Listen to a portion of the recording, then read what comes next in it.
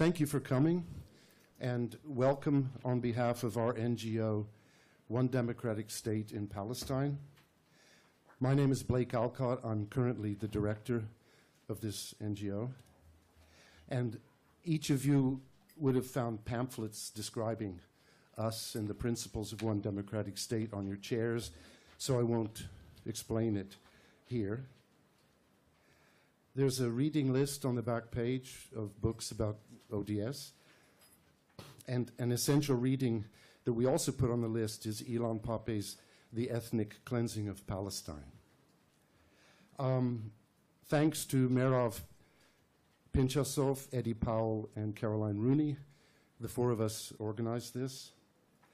There are four things I have to mention. The toilets are when you go out that way. We should leave by 9. Well, actually, we can run over a little bit, but we have to wind down around 9. Please do not take photographs of anybody in the audience. But if you want to take pictures of the panel, please do it within the next 5 or 10 minutes, because after that it will disturb people. And although you've already paid for a ticket, if you're extremely happy about the evening or about ODS, I believe there are 2 buckets, right, Jeff? There are 2 collection buckets that will be at the exit at the end. Our chair tonight is Dr. Ruba Saleh. Her family comes from Haifa and Jaffa. She received her PhD from Sussex University and is now a reader at SOAS, University of London. There she is a member of the Centers for Gender Studies and for Diaspora Studies. She has recently worked on migration in Europe and is now focused on Palestinian refugees. Please, also another little thing, turn your phones off, of course, or silent. Okay, Ruba, Gideon, Ilan, thank you very much for coming here to speak.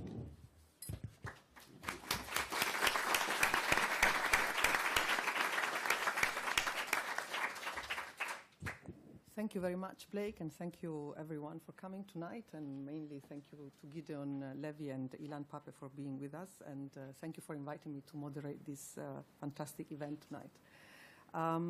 So I will introduce our 2 speakers who, of course, don't need much introduction, but I think it's still due as a celebration of their role and work that they've done. And then I will conduct the evening by asking a few questions and then open it up to the floor for a debate, for a discussion. So Ilan Pappe, as most of you, of course, know, is an Israeli historian and activist. He's a professor at the College of Social Sciences and International Studies at the University of Exeter, and he's the founder and director of the European Center for Palestine Studies at the University of Exeter. Before coming to the UK, he was teaching at the University of Haifa in Israel, where he was directing the Emil Tuma Institute for Palestinian Israeli Studies. I think that, there is no way to list all the books that Ilan has written, and there are more than 10, 12 books. So I won't be able to go through all of them, but I would like to mention some of the latest work, The Biggest Prison on Earth, A History of the Israeli Occupation of Palestine, which has just really come out in 2015. The Forgotten Palestinian, A History of the Palestinian Minority in Israel, 2011. The book he's written with Noam Chomsky, Gaza and Crisis, and of course the very celebrated Ethnic Cleansing of Palestine, which was a paradigm shift book for the Palestine question. The other guest tonight is renowned journalist Gideon Levy, who was born in Tel Aviv from parents who escaped from Czechoslovakia in the late 30s. He's, of course, as you all very well know, an active spokesperson for the Palestinian suffering in Israel and the West Bank and Gaza. He's an editorialist in the newspaper Haaretz and regularly contributes to other media outlets. He has, for 25 years, written a column entitled Twilight Zone on the hardships of life in the occupied West Bank and Gaza Strip, which also gave the title to his book, Twilight Zone, Life and Death Under Israeli Occupation.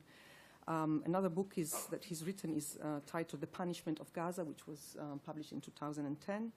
And Gideon is also the recipient of many, many awards. And again, the list is so long, I will just like to mention a prize that he won in 2015, the Olof Palme Prize for Human Rights, which was awarded to him together with the Palestinian pastor from Bethlehem, Mitri Rahib, for their fight against occupation and violence. A very warm welcome to our guests, speakers tonight. I think I would like to start by asking a question about the right of return, and particularly Blake mentioned a little bit the history of my family. My parents and grandparents were born in Haifa and Jaffa, and as well as my parents and many other Palestinians, they fled in 1948, and they became refugees together with 800,000 Palestinians. Today, this number has grown to 5 million of people in the world. Some of them still live in very grim lives in refugee camps. They have been deprived of rights. They have been considered guests in the host countries where they have fled, even when they have received citizenship rights.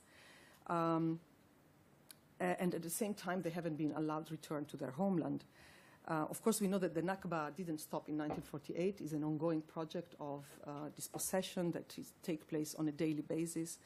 And no place is really home for Palestinians. There is no safety in most of the countries where they have fled up until today. And of course, we know that many scholars have produced outstanding scholarship that try to defeat the paradigm, the Israeli Zionist notion that there is no space for all of us in the land. Salman Abu Sitta, a very well-known Palestinian political scientist and geographer and demographer, has written a book that showed that there is space for everyone if we all wanted to return, that there isn't a question of space. And other sociologists have shown that, in fact, everyone, the right of return is a right that should be given, but it is by there is no, not at all, any reason to think that 5 million of people will want actually to return. So my question to you is, that on the other hand, Israel has always represented this issue of the right of return in terms of an apocalypse, like the idea that there would be an apocalyptic move, that it will mean a new exodus for the Israeli Jews, and still is refusing to be held accountable for what led to the catastrophe, to the Nakba. So my question to both of you, and I guess you would choose who wants to start answering the question, is what do you think of the right of return for Palestinians, and how do you see the right of return as building into a vision of a once democratic state for all, rather than as a threat to the existence of Israeli Jews? I will start. So kind, you know. No, we start with the light stuff, right of return. So you take the light stuff and I'll get to the real core. Okay. Yes, I think that in the hindsight of 70 years since 1948, we have a very clear idea what lies behind the official Israeli rejection of the right of return. And this is not any worries about the capacity of the country to absorb new people. In fact, Israel is built on the notion that it can absorb many more millions only if they are Jews, or at least considered to be Jews. So it's not a question of capacity. It's a question of ideology.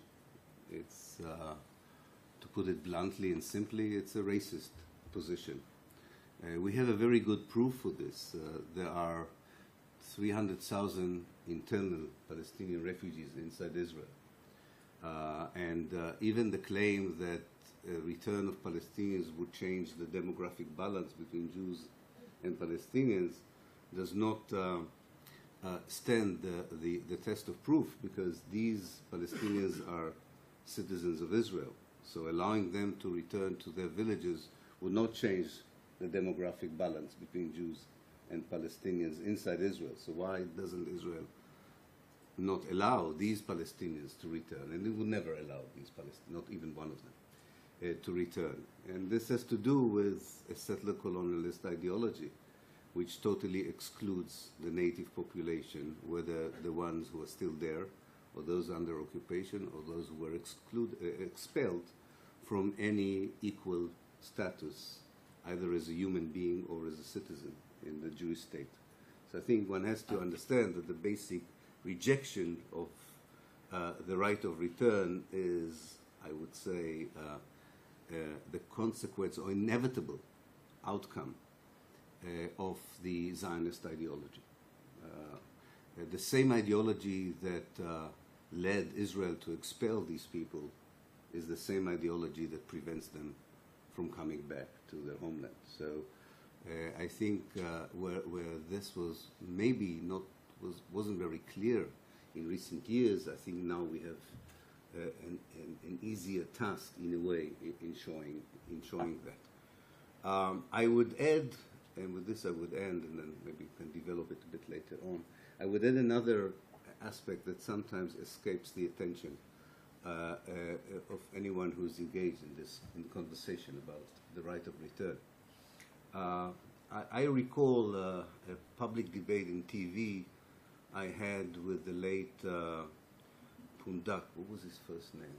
The young one. Ron Pundak, who was one of the architects of the Oslo Accord. And we were debating the right of return. And he said something very honest from his perspective. He said, you do realize that even if it would have been possible for Palestinian refugees to return, most of Israel would look like Wadi Ara. Wadi Ara is one of the places of concentration where Palestinian citizens live today. There are three places, the Nakab, the Galilee, and in the east, Wadi Ara. And I said, even if it's true, what's wrong with that? I mean, I really enjoy seeing Palestinian villages. And he really did not understand he didn't think I was honest. He really thought it couldn't be that someone who grew as an Israeli Jew would like to see Israel with an Arab landscape, with even an Eastern Mediterranean landscape.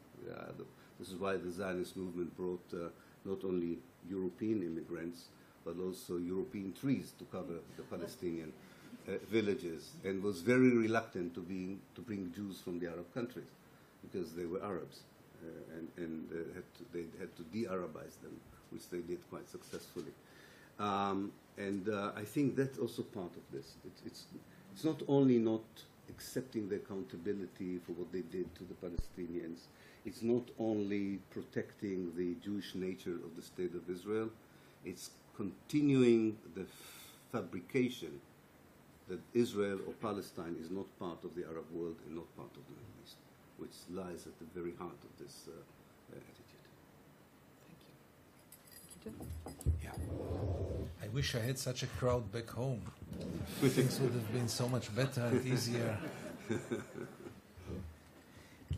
Ever since I remember myself, even in times in which I was still a good boy Israel or a good boy Tel Aviv, when I did the right things and I served in the army and even worked with Shimon Peres, which is even worse, I can tell you that I was exposed to spreading fears. Everything was fearful. The 67 borders, Ilan, you remember, were defined by Abba Eban as Auschwitz borders, not less than this. Swine flu was presented in Israel as an existential threat. The regime in Israel throughout the years, and especially the current government, but also others, based their survival, based their ideology on spreading fears. And everything was always represented to us, even as children, as enemy. All the Arabs want to throw us to the ocean. Gamal Abdel Nasser should be compared to Adolf Hitler, and we used to burn his puppet in Lag BaOmer. It's a Jewish holiday where we light fires. We used to burn a puppet of Nasser because he is such a enemy. He wants to throw all of us to the ocean. And the return was another subject, maybe the biggest subject of this fearful reality that we were living in. It was almost illegitimate to mention it at all. It's also today illegitimate to mention it at all, like it is illegitimate in Israel to dare to define yourself as non-Zionistic, God forbid. It is as illegitimate as to dare to claim that Palestinians and Israelis are equal human beings and the Palestinian people and the Jewish people gain or should gain the same rights. But the right of return was really dead demon. And I'm not surprised that Ron Pundak was reacting as he reacted. And this goes together hand with our main subject tonight, and this is the one-state solution. The one-state solution was perceived until 1-2 years as something that you don't talk about in any framework. I mean, this is far beyond logic. This is far beyond any kind of sanity. This is insane even to mention it. Because it's very clear that the right of return and the one state go hand to hand. Because finally it comes to the basic. And the basic is the basic question. Do we face two equal peoples with two equal rights, or we face a privileged people and another people? And the right of return is endangering the whole project, because all of a sudden we'll have to realize or to admit that we are not ready to go for equality, that there is a privileged people, that there is a chosen people, that Palestinians and Israelis are not exactly the same human beings. Because otherwise, how will we explain the fact that any one-third Jew or half Jew from Ethiopia can just take the first plane, land in Ben Gurion, and get the Israeli citizenship in the airport, while a Palestinian who was born or his family was born for decades and centuries can't even visit his family? How will we explain this if we will get to this dangerous path of equality? And the right of return had to be presented as the mother and father of all demons, because would we recognize this, we'll have to recognize equality. We'll have to recognize or realize that both peoples can bring anyone back to his homeland. In the Palestinian case, it's back to the homeland. In our case, it's to our, I don't know how to call it, new homeland. But in any case, it must be equal. So, in the last 1 or 2 years, I must say, there were first cracks in Israeli society. One state can be mentioned already. Don't misunderstand me. We are far, far, far away from any real discussion in Israeli society. Israeli society is living in total denial, and maybe we'll talk about it later, in total denial, in total blindness, moral blindness, totally disconnected with reality.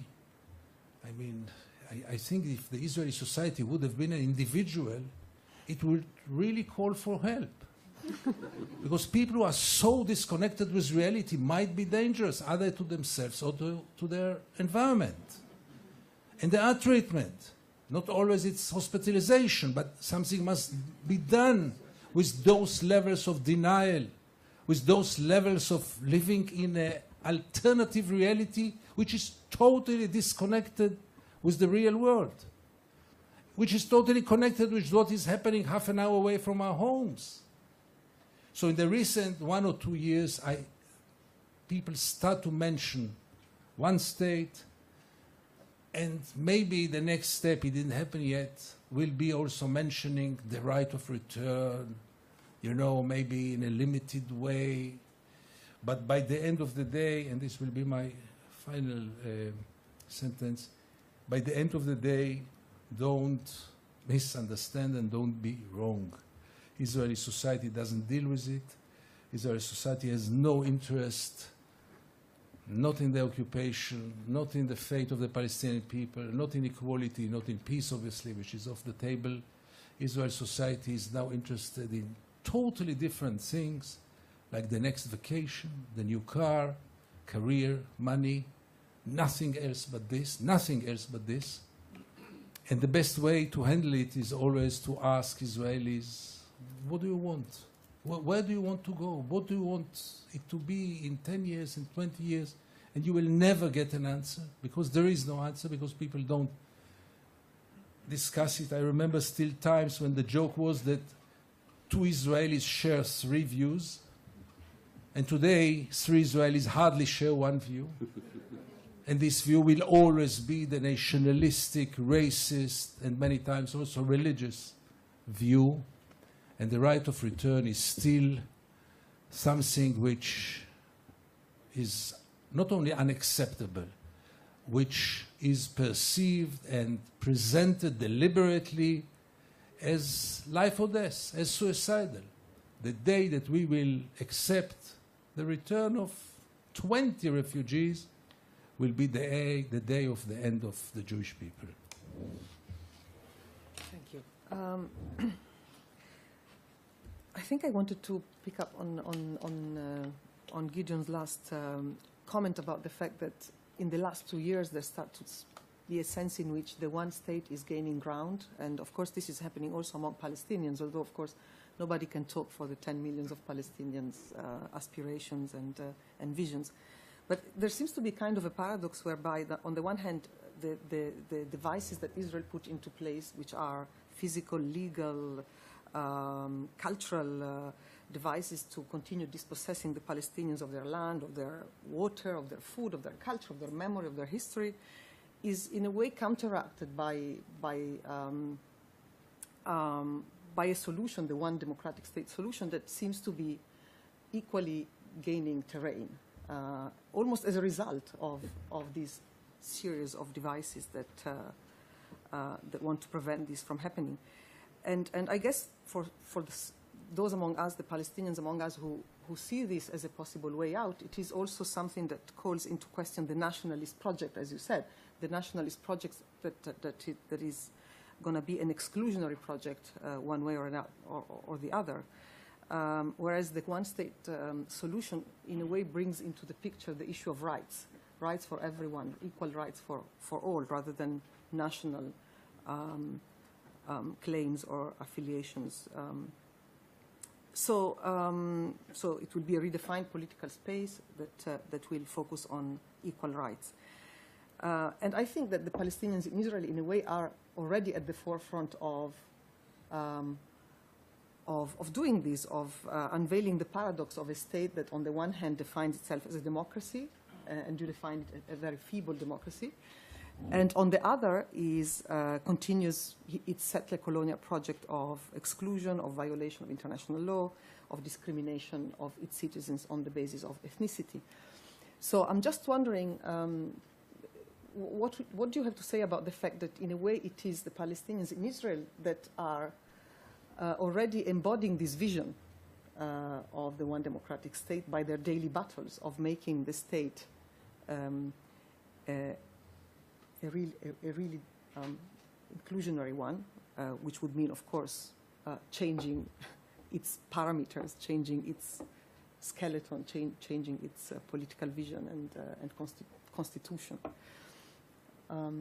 So I would like to ask Ilan, who even have written a lot about this. Yeah. I think you point to a very important kind of development, but I would kind of maybe look at it from a different perspective in a way. Israel has, since 1967, created a matrix of power by which it controls historical Palestine. And within that space, which used to be historical Palestine, it controls different Palestinian groups with different means. It is true that the Palestinian citizens of Israel, compared to any other Palestinian group, fare better than the rest of the groups, in a way. But they are still treated as aliens within their own homeland, despite the fact that they may have the right to vote, they may have the right to be elected.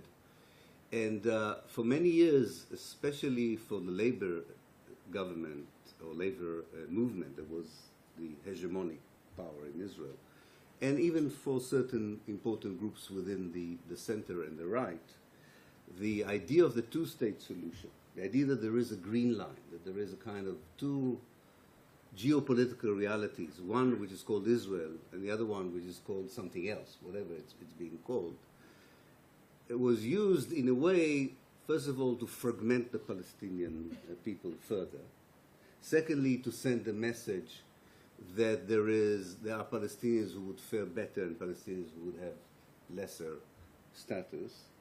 And to say that actually for themselves, especially as liberal Zionists, they found an ideal solution of how to have an ethnic state, a racist state, and yet to be considered a democracy. Because the small number of Palestinians are part of the citizenship because demographically they don't threaten the Jewish demographic majority. And there are so many mechanisms in place that do not allow them actually to take any significant role in the political life, that it doesn't matter if they are considered outside as being real citizens compared to the others. Now this was, I think, until the end of the last century. Until the end of the last century, you could have kind of built a model that would say that Israel wanted to build. Almost, I would call it the good Palestinians and the bad Palestinians. But since 2000, liberal Zionism disappeared.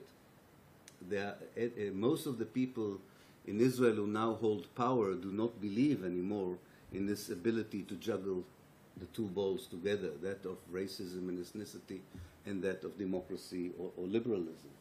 And because of that, they themselves, and you're absolutely right, and that's the paradox, they themselves annulled, nullified the green line. The green line. They created one space. They imported methods they use in the occupation into Israel itself. So the reality where you had like at least two ways of being a Palestinian, if not three ways of being a Palestinian under Israeli control, is transforming. There is only one way of being a Palestinian within the Jewish state. And of course, it's worse to be in Gaza than to be in Haifa. But you are still treated in the same way. And the future, as far as the powers that be in Israel are considered, is the same future. And I think that helped to undermine the developments that happened on the Palestinian political scene as a result of the Israeli policy of fragmentation. If you divide the group a nation to 5 different groups, after 70 years, each group develops its own agenda. But if the powers start to create one space, one geopolitical space, the agenda, even if people wanted to create different agendas, let's say for Palestinians in the West Bank, or Palestinians in the West Bank, or the Palestinians in Israel, the reality does not allow you even to do that, even if whether it was a good idea or bad idea. In other words, what Gideon was talking about, the emergence of the one-state solution as a viable solution nowadays does not only come from people who conceptualize the reality in a different way and fought all their life against the two-state solution, or had a very strong moral conviction that the one state was the only right solution. It comes from the ground itself, from the reality on the ground. And the reality on the ground is that we all live in one state today. There's only one state. Israel controls the life of every Palestinian in different means, directly or indirectly. So the question is, what kind of a one state you want to have? I know that the two-state discourse is still alive among politicians, diplomats, and journalists, and academics, but this is really the last years of this discourse. there is a limit for how much a discourse or a conversation about a reality can be separated from the reality itself. It can last for a while. These kinds of dissonances can be maintained and sustained by certain academic, political, and economic forces. But there is a limit, and I can see this coming to an end very soon. So I think in this respect, you're right that there is a contradiction, but on the other hand, I actually understand the connection between the two, between the Israeli policies and the re-emergence. I just want to add one sentence, which I think is very important, and with this I would end. There is, it's not a false discourse on the one-state solution, but it is a discourse on the one-state solution of people who haven't thought it through to the end. And I'll explain what I mean. And you also alluded to it, as not alluded to it, you sort of posed the question, how does the one-state solution relate to the project of the liberation of Palestine from a national or even a nationalist perspective? Is there a contradiction between being a member of the Palestinian Liberation Organization that believes in the liberation of Palestine from a national perspective and the idea of a democratic state which is more right-centered or orientated towards granting rights? And I think that's where, I wouldn't call it the false one-staters, but this is the one-staters who haven't thought things to the end, because you cannot really have a democratic one-state solution in Israel and Palestine without relating to the liberation of Palestine. It has to be a project of the liberation of Palestine as well. Now, I'm not saying it as a slogan. I'm not saying it as a slogan. This is a very practical, functional thing. I'll give one example. You cannot start a one-state solution by just granting civil rights, equal civil rights to everyone between the River Jordan and the Mediterranean, and hope that by this you started a new era in the life between the two communities, the settlers and the natives. No, you have to redistribute the resources. You have to rectify certain injustices, which can be, not every injustice can be rectified. People who are dead cannot be put back to life. But land that was robbed can be given back or can be compensated.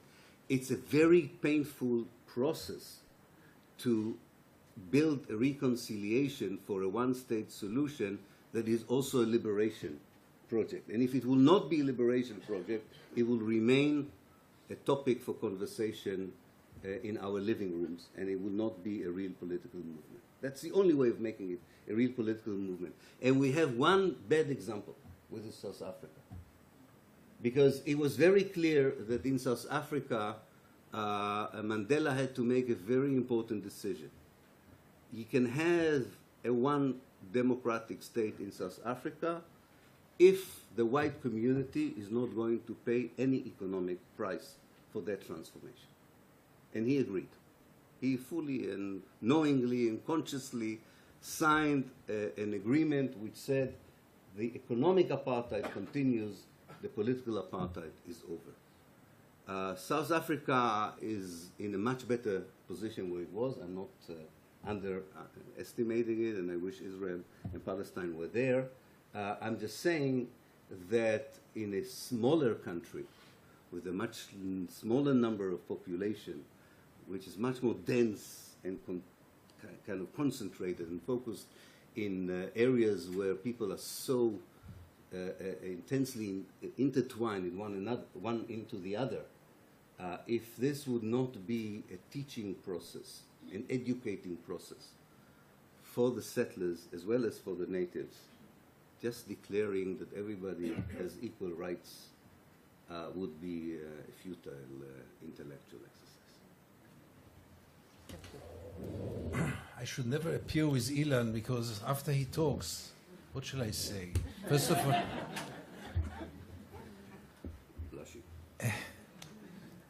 all, I would like to mention the sense of humor of Israeli propaganda. The other day, I was participating in the Oxford Union debate last Thursday, And it was about the one state. The question was, is the two-state solution still attainable? And whom do I see in the other camp in front of me? The official spokesperson for the Israeli embassy. Israel is for the two-state solution. This was really surprising. I just asked him, where have you been in the last 50 years? Where have you been when it was illegitimate to mention the two-state solution? People went to jail for this. And what stopped you to go for it until now? I mean, what stopped you? So this must be mentioned, that finally this terrible, cheap, unprofessional propaganda has also a sense of humor. And I really appreciate it. I think that Israel is the only state in the world, I guess, who is having three regimes. Not one regime, but three regimes. And this continues your way of thinking, but now I'm talking from another point of view. In the front, there is this half-liberal democracy for its Jewish citizens, which has now more and more cracks, which is in danger in those days, real danger, but still operates like quite a reasonable liberal democracy. And they always give me as an example. I have total freedom to express my views, even though I needed a bodyguard for a while, but still it might be perceived as a democracy. And this is in the front. Then comes the second regime, which is a regime of discrimination toward the Israeli-Palestinian citizens who live within the 67 borders, who gain formally full civil rights. They can vote to the parliament, they can be elected to the parliament. They have obviously freedom of movement, Israeli passports, anything that on the formal basis should be perceived as equal rights. They are discriminated in any possible field. We'll not get into it, but it's really systematically the legal, the economical, the cultural, the educational, you name it. Anyone who has any doubts about it is just invited to come one day and to go to one of the towns or villages and say no more. I mean, it's enough to see in what conditions those towns are when there is a neighboring Jewish town, much younger, and then you see it at once. It's enough to go to court, to Israeli court, and to see for the very same, and there were researches about it, for the very same crimes. What do you get if you are an Israeli Palestinian, and what do you get if you are a Jewish citizen? But still, regime number two, it is still not the worst. And then comes the third regime of Israel, of this very same Israel. And that's obviously the regime which looks like apartheid and walks like apartheid and talks like apartheid and is apartheid. Two people sharing one piece of land in the occupied territories. One people gain all the rights in the world. The other people has no rights whatsoever. I don't even understand how can people argue about the question, is it apartheid? I mean, just open your eyes. How can it be not apartheid? I mean, how can you call it if not apartheid? I once hosted a delegation of human rights activists from South Africa, and you know, I took them to a refugee camp of Balata, and by the end of the day I asked them, no, I was waiting to hear. And they say, no, there's nothing to compare. It is much worse than our apartheid. So in any case, worse or better, that's the third regime of Israel. And whenever we discuss Israel, and whenever Israel claims to be the only democracy in the Middle East, and the Western outpost in the Middle East, and the villa in the jungle, and all those beautiful, beautiful expressions, let's remember that, unfortunately, nobody can be half pregnant, even though it might be desirable from time to time, and nobody can be half democratic. And Israel is not a democracy because Israel has three regimes and not one. And there is no regime, there is no democracy which holds in its backyard one of the most cruel and brutal tyrannies on earth today. And I'm not exaggerating. The military occupation in the West Bank and the occupation of Gaza, which is in different ways, is today one of the most cruel, brutal, and criminal regimes on earth. Not less than this. Not less than this. So, getting back to your question, which is almost forgotten because Ilan took it far away. Ilan complained before we came here. He complained about people who ask questions which had nothing to do with the topic. The answers are Exactly. So, in any case, the Palestinian community, the Israeli-Palestinian community in Israel, is now really in a transformation phase. There are all kind of contradictory processes. On one hand, they become more Israeli in a way. They will read newspapers in Hebrew. They will watch Israeli TV. They will become more Israeli in the way they talk, they dress, the cars they buy, etc. In the same, the Israeli are becoming more Palestinian, stealing our clothing. I wish. Our food. Your food we stole a long time ago. I was brought up as a child, a little child. We had a song about falafel. You know, the Italians have spaghetti. The French, those are the lyrics. The Italians have spaghetti. The French are eating frogs. The Austrians have schnitzel, and we have falafel. This was the first occupation. But in any case, they are going through a very interesting process now. The young generation, the first generation was totally paralyzed. Second generation was also partly paralyzed by the trauma of the Nakba. And now we are facing, so on one hand, they are going more, I would say, an Israelization process. On the other hand, they are going to a Palestinization process.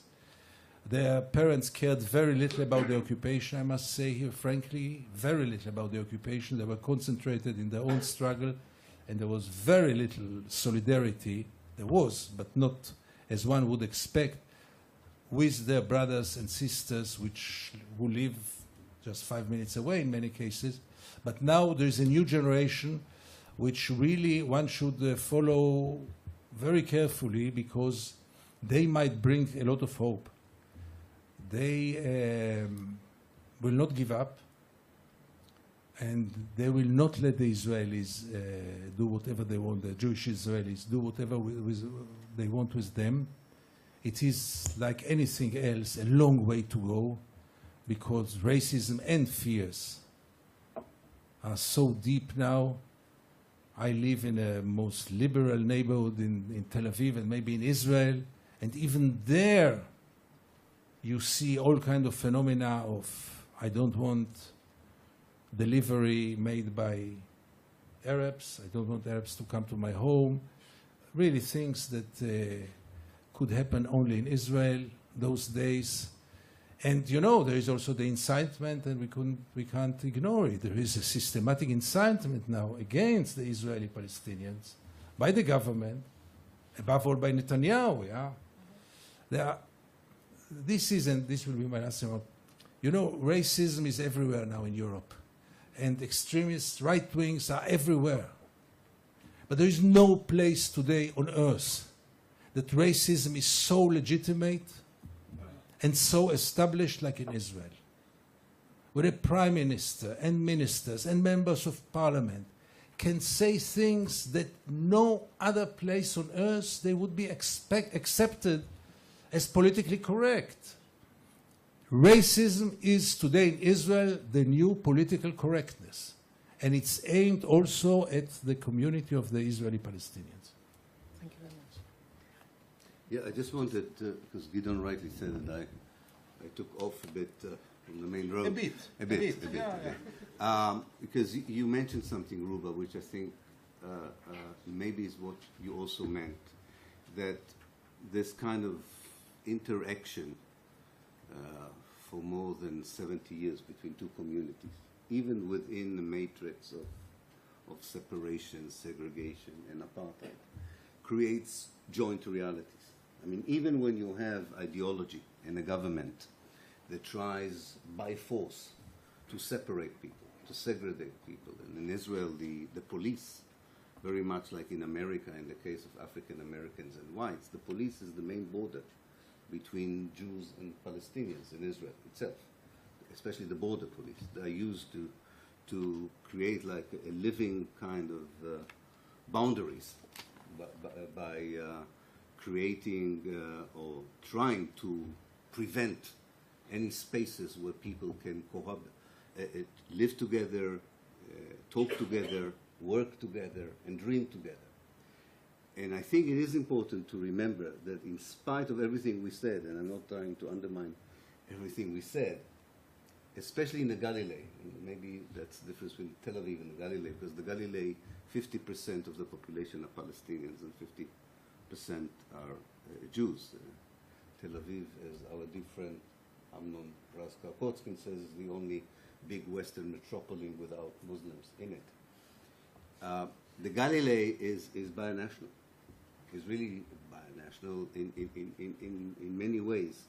And it's interesting that in the Galilee, where the project of Judaization was the most kind of celebrated in Israel, namely how they created exclusive Jewish neighborhoods, towns, and settlements by law, despite the power of the State of Israel. Most of these supposedly, allegedly, exclusively Jewish spaces are binational. It's quite incredible. The most important town established in order to prevent Palestinians from growing is Upper Nazareth.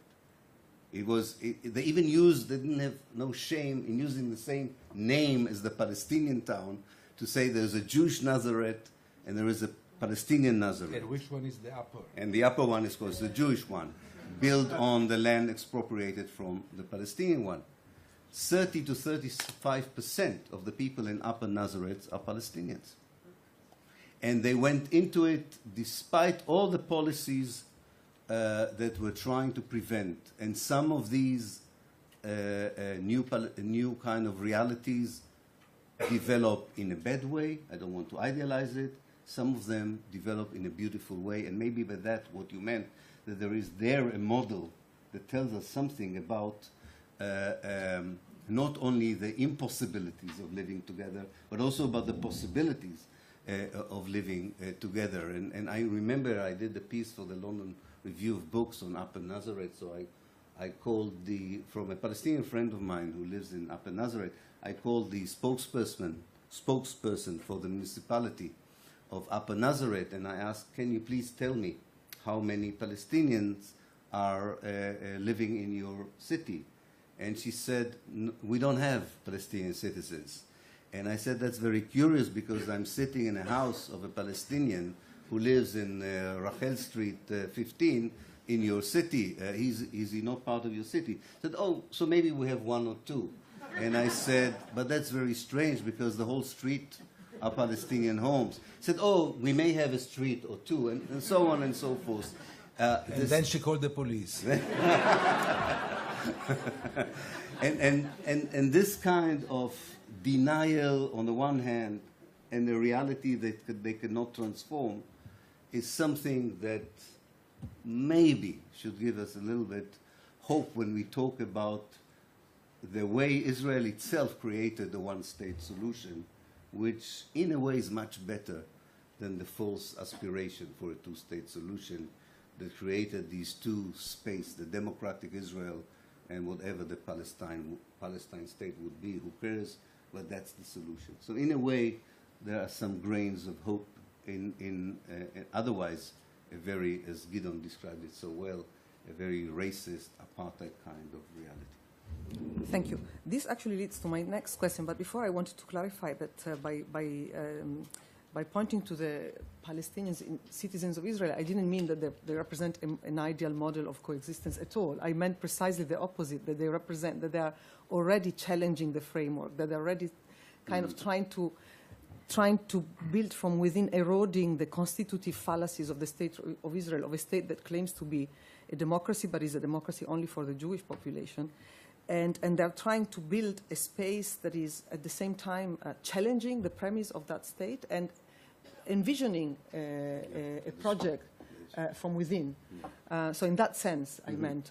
But I'm very interested in what you both said, that in a way there is this kind of, I'm an anthropologist, so I'm always very interested in paradoxes and realities and trying to analyze what they mean politically.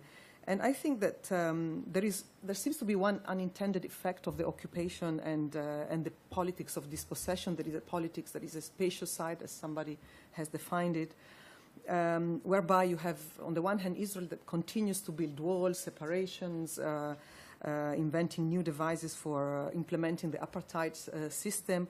And on the other hand, you have paradoxical outcome, perhaps, of this continuous implementation of separation, that Palestinians, because they are so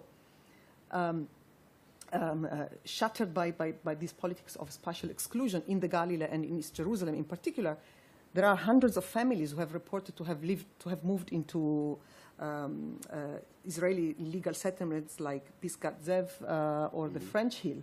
And this is a very interesting phenomenon that may mean two things. Either that the Israeli apartheid system can be challenged, and this is, although the numbers are very small and compared to the grim situation of the millions of people, but symbolically, I would like to have your opinion on whether this is a symbol of a powerful challenge to a system that can invent as many devices of exclusion as it wants, but it will never really work completely, or is it a sign of normalization that, khalas, we have accepted that we will be citizens,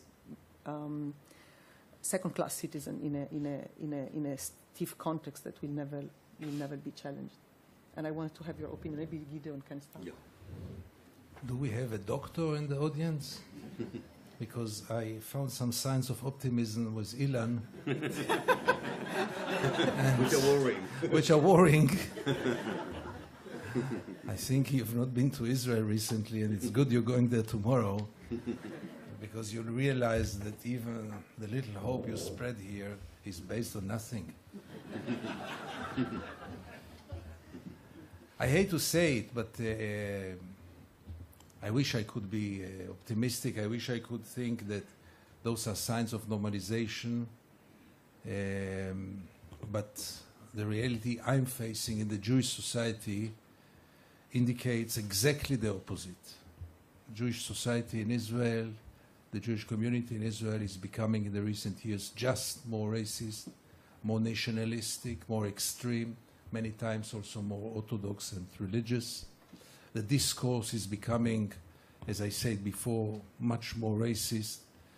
Atmosphere in the streets is much more violent than 5 years ago, 3 years ago. For me, the turning point, by the way, was the last war on Gaza, the last attack on Gaza, one should say, in which it was really all the boundaries were crossed in terms of violence against Israeli Palestinians, violence against demonstrators who dared to criticize the war, and violence toward the few journalists who dared to criticize the war. So this is not an atmosphere which creates any kind of normality or acceptance or opening a new chapter. By all means not.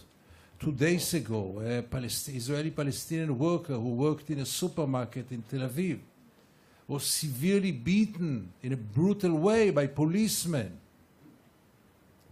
only because they knew that he's not Jewish. He was a Bedouin from the Negev who lives and works for years in Tel Aviv. I mean, this should be the new normalization you're talking about. A guy from the Negev, from a Bedouin village, comes to Tel Aviv, is working in a Jewish supermarket, in a total Jewish community, and the police is coming and beating him really severely in a brutal way, only because they realize that he's not Jewish. They thought he's from the occupied territories, he doesn't have permission to be in Tel Aviv. It was pure racism. And that's the real atmosphere of Israel.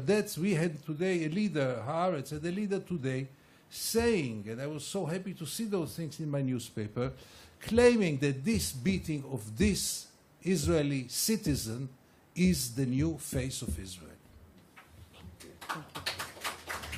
Well, Blake was worried that we won't have a debate between us, so we have. And I think the difference between a journalist and a historian is that the journalist would never report joint life.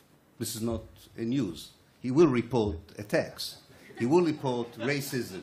You will never report, I can see a headline in Haaretz, the last year Israelis and Palestinians in the Galilee, in Carmiel, shared together a kindergarten, a new workshop, and so on. This is not news for you, and rightly so. And rightly so. So optimism and pessimism has to do with our professions as well. No, now you really sound like the worst nationalist and right-winger Okay. who claims that the media is telling us only the bad things and never tells us I didn't mean everything it that positive. way. No, I meant that the nature of of course I agree with the characterization of the Israeli society, but there is counter reality. There is counter culture, so to speak. It is small, it is feeble, it is precarious, it is very limited in scope, but if it really did not exist, then it would have been terrible. Because this would have meant that the only way of creating a one state was by demolishing the Jewish existence in Palestine. That's what it means. If you really think that the Israelis are beyond any change, if we would have believed in South Africa that the only way of creating a post-apartheid South Africa was by eliminating the whites, this would have never worked. So we have still to believe, and there are proofs for this, that there is a basis for reframing the relationship between the settlers who are now in the third generation and the indigenous people. Because most of the settler colonialist projects ended in the elimination of the settlers. One project in South Africa did not end in the elimination of the indigenous people, but the indigenous people actually, at least in political terms, reframed the relationship with the settlers. And I think this is a painful process, and by that I didn't mean that you don't report good things. I think that the press cannot report incremental processes. You can't do it. It's not interesting for you. It's something that is built by baby steps, 1 week after a week. Which reporter would sit 1 year? Anthropologists would. But a reporter would not sit a year in a group that I belong to, a community of Palestinians and Jews in the Galilee, who are trying to build an alternative.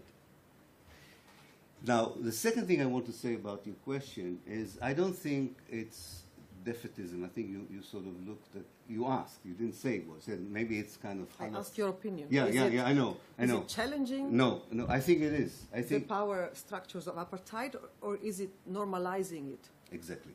No, I think it is neither. It is neither. I tell you exactly what I think it is. It is something which is global. It's nothing to do with Palestine and Israel, first of all. Since 2008, there is total disbelief in the power of ideologies and politics from above to change our life. We have seen it in Britain. We have seen it in the United States now. We can see it in Europe. We can see it elsewhere. Sometimes, unfortunately, it is translated in voting for extreme right parties. Sometimes it is translated by voting for extreme left parties.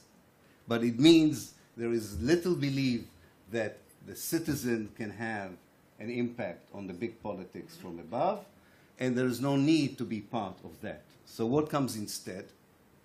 It's the local ability, your ability locally and in a very limited way to change your life despite the fact that in the horizon there isn't a big change waiting for you.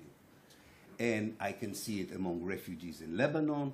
I can see it among Palestinians in the Nakab. I can see it among Palestinians in the West Bank. I can see it among Palestinians in Haifa.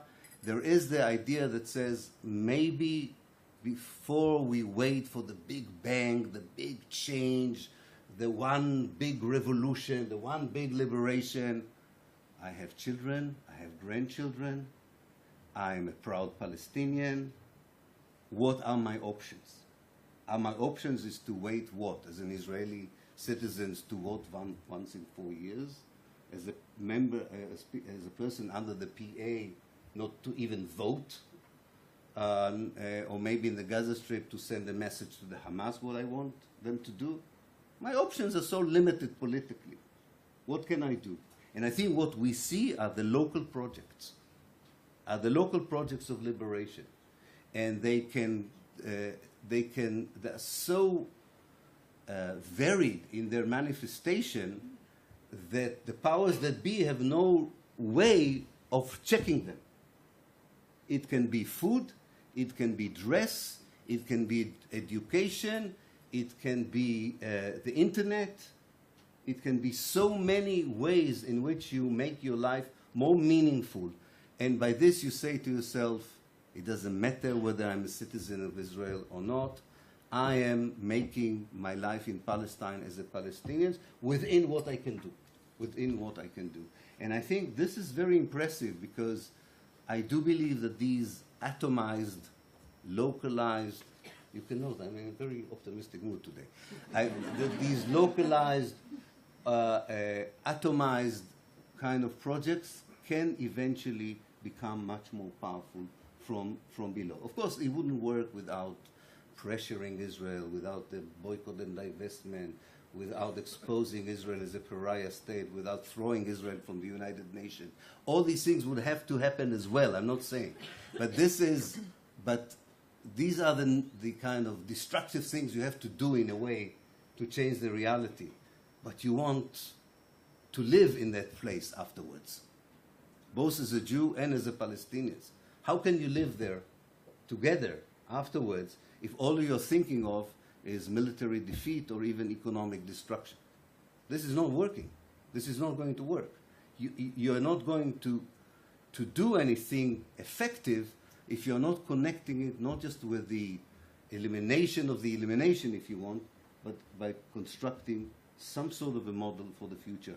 And I think these models are developed locally because no national leadership of the Palestinians would dare to develop them collectively. Neither would, of course, the Israelis. I think the people are taking their future in their hands locally. And that's why you don't see it politically yet. But I believe that it will become political.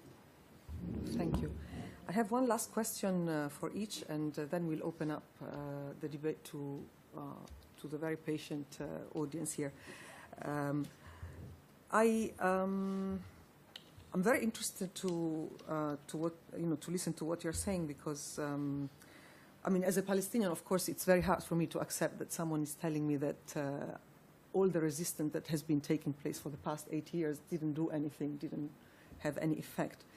And I'm wondering whether this does kind of any justice. Yes, we have a leadership that is completely failing to pursue other project of self-determination, whether it's in 1, 2 parallel states, but still there are every day thousands of resistance initiatives, from the hunger strikes to the local, to the international solidarity movements, to the local struggles for the demolition of the wall, and the list can continue. But my question is really to Gideon now. You mentioned in an interview something that really touched me, and you said that you perceive your role as one which is to prevent a situation where Israelis will be able to say in the future, we didn't know. So my question to you is, are you failing your mission? I'm a total failure. What do you mean? No, seriously. In terms of this question, everything goes against the direction that I was trying to shape. Israelis know very little about the occupation, do not want to know anything about the occupation. Brainwash system is doing so well in Israel, with the biggest collaborator, and this is the Israeli media, which is a free media, by the way, and nobody forces it to behave as it is, but only out of commercial considerations. They perceive their role as pleasing the audience and pleasing the viewers. And we have in Israel this rare coalition, wall-to-wall almost, of government, army, secret services, publishers, editors, writers, and readers. All of them don't want to know and don't want to inform. And it's very hard to fight this coalition because it's almost everyone. Readers don't want to read about the occupation, and journalists don't want to bother them, especially not between 2 and 4, because those are the times they're resting, and Israel is resting most of the time, morally. And one voice or one newspaper, because it's not me alone, it's really my newspaper, who not only gives me the platform, but is also part of this struggle. One voice or one media, or one medium, or one newspaper cannot make the difference. And I think I totally failed in terms of changing anything. It's maybe too early to judge. The historian will say that we see only for the present and we don't see the future. Maybe one day, maybe there is a process of going on. Maybe we did succeed in a way to raise some questions, to, spread some seeds. I must say, I'm still invited to Israeli talk shows on TV. I'm invited to, I'm interviewed here and there. It's not like I'm totally banned. But, there were those old circuses that always show this man with 2 heads or this clown with 3 legs. So they bring me also as something really of this kind, exotic, yeah. And they make them feel very just, because here we are. I must say, speaking about sense of humor, that most of the Israelis are sure that the Israeli media is a leftist media, and it's the only place where people would laugh at this. In Israel, they wouldn't laugh at it at all. They truly believe that there is a leftist mafia which runs the media. The government says so. Most of the Israelis are deeply convinced that the Israeli media is almost a traitor because, they really are calling to put an end to the occupation and struggling against the occupation, covering the occupation, rehumanizing the Palestinian. None of this is true. It's another way to manipulate the media, like they do, by the way, in many ways also in your own country. BBC is like Hamas. Yeah. I stopped watching BBC in the recent years, as Zionistic as it became, or more Zionistic. I don't want to be unfair. BBC still has a lot of dignity. But still, to call BBC as a pro-Palestinian and anti-Israeli service, and that's the way it's perceived in Israel. The entire international media is perceived as, neo-Nazis in terms of Israel. And that's a very cynical way to manipulate, and it's working. I know it's working with the Western media, it's working in Israel. You threaten, you touch the right emotional buttons, you hint about the past, and you get paralyzed journalists and paralyzed editors.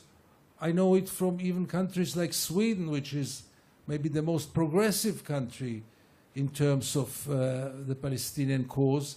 And still it's very hard, even in Sweden, to raise a critical voice against Israel, because there are those lobbies who will always find a way to claim anti-Semitism, and you know it from your own country, to scream that any anti-Israeli critic is anti-Semitism, not to say Nazism. So, getting back to your question, it's not for me to judge, and maybe it's not now the time to judge if I succeeded, if my newspaper succeeded or failed. I know very clearly that if, God forbid, one day Haaretz will disappear, Israel will be a different state, will be a different society, will be a worse society, and as much as it is hard to believe, it might become even worse. Thank you. Thank you very much. I have just one last question for Ilan on a different note, and then, of course, we'll open it up. I just wanted to ask about the boycott and divestment campaign, which is a very important nonviolent tool of resistance that has been espoused by thousands of people. Every day, the list of people who back the boycott and divestment campaign grows longer. Yesterday, even Ken Loach, after he was given the award at the Cannes, the first thing he said to newspapers was that he is for the cultural boycott of Israel. At the same time, concomitantly, we see that the spaces for critical debates and of academic freedom, as academics I'm speaking now, are shrinking.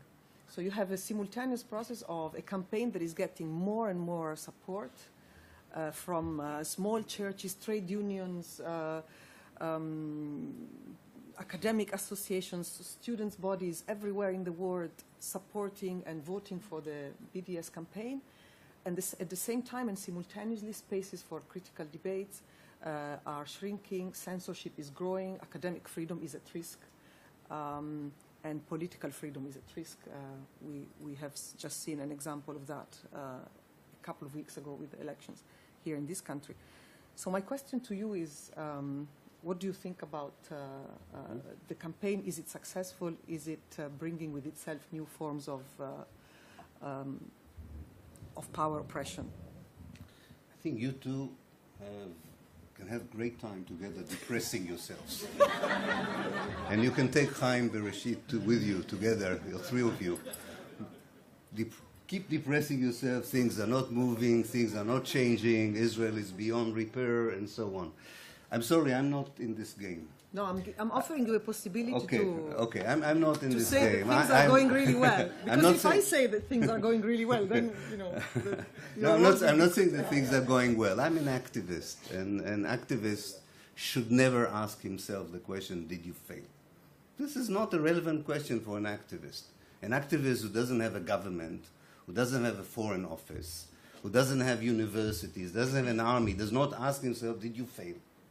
How can you ask such a question of one person vis-a-vis the establishment? What you ask yourself is a different question. Did you do enough today with others to change it? You can't ask yourself whether the situation is worse and are you responsible for that.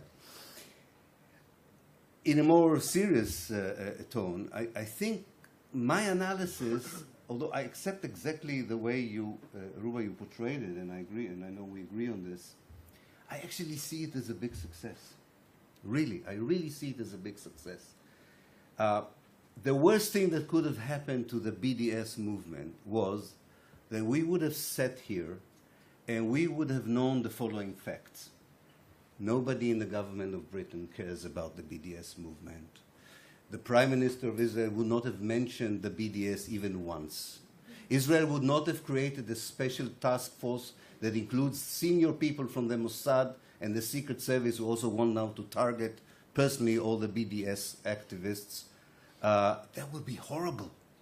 That would be horrible. If America would not demand from Europe in the free trade agreement to include a clause that demands that BDS would not be part of any agreement with American companies, that would have been awful. Then I would have joined all of you depressed, self-depressing people. I would be with you. But these things show you these powerful multinationals, the powerful government of America, the President of the United Nations, the Prime Ministers of Israel, devote millions, and this is a fact, devote millions of dollars to fight few very committed, naive activists. It's unbelievable. It's unbelievable. I remember that I began to understand the power of the BDS when it was still a non-event. When it was that was my last. I'm banned from Israeli media. But my last interview in Israeli media was, they asked me, how was your trip to the United Nations? Because they heard the Secretary General of the United Nations supporting the idea of the BDS. And I said, there is not yet a movement. What are you talking about? But they already realized the potential in it. Now, people are rightly worried that if you talk only about the BDS and about liberation from below, that's one criticism.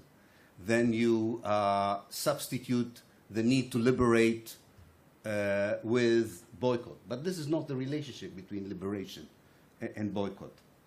It's a very clear strategy that can only be, in fact, if you want at all to evaluate its success, it's exactly when the reaction against it is powerful. That's the only test for its success. Because otherwise, why should they bother? Why should they worry about it? And by the way, they should be worried about it. They should be worried about it. Because we know from the case of South Africa, it took 21 years from the first act of BDS against South Africa to become a serious political factor in changing the reality. Now, I just want to end by saying that this does not mean that this is not going to be a very tough struggle. Yes, the struggle to liberate Palestine is harsh, is tough. Struggling against the anti-BDS is not like struggling against Israeli occupation. It's not like struggling against the Israeli strangulation of life in Gaza. It's not even compared to what we, and especially the Palestinian citizens in Israel, are suffering from. Really, people are not being killed and not wounded in the battle for the BDS. So even some labor leaders should be a bit more manly or more courageous in the way, next to feminists, that should be a bit more courageous and not cower and claim political pragmatism and play the stupid game of anti-Semitism. But this is the struggle. Finally, we have the struggle. We have finally the struggle. And I think in this respect, every evidence of a counter-BDS action is a testimony for its success, but it's also a huge challenge. I'm not underestimating. It's a huge challenge. The moment the Israeli parliament, I'll give you an example. The moment the Israeli government, which I'm waiting for this moment, really, would tell the Palestinians you are not allowed to be represented in the Israeli Knesset, would mean that the Palestinian community in Israel really got its act together.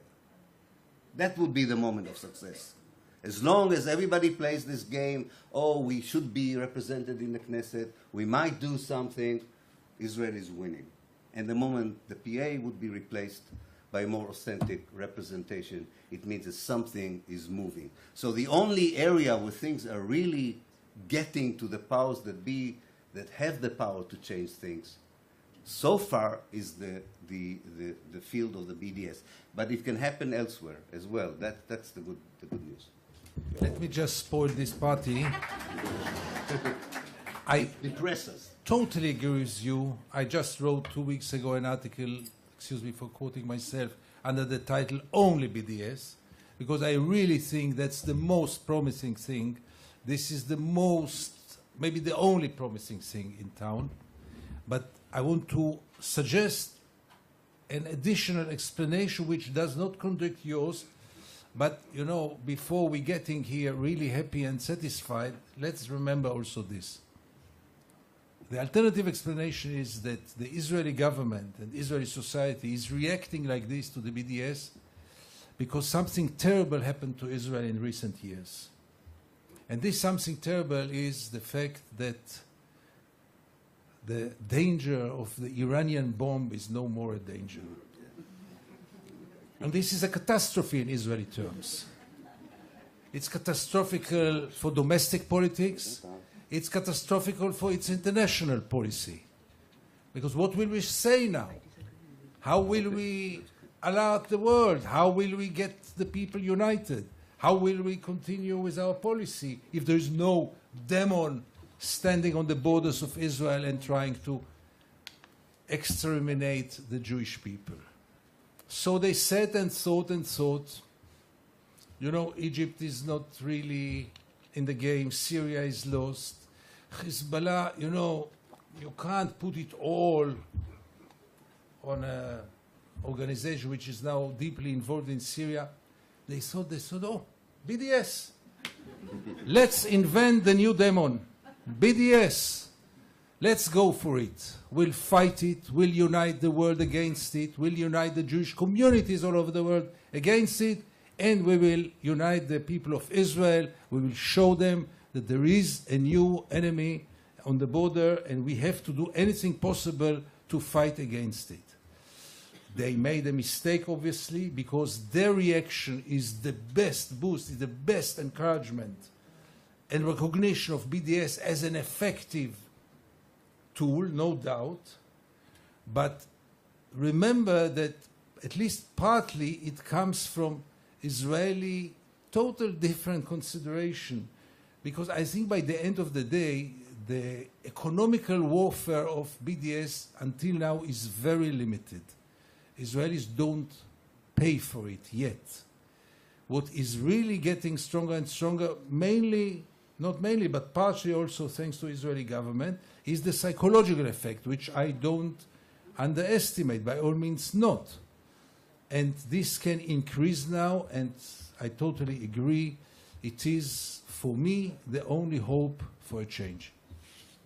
Thank you very much.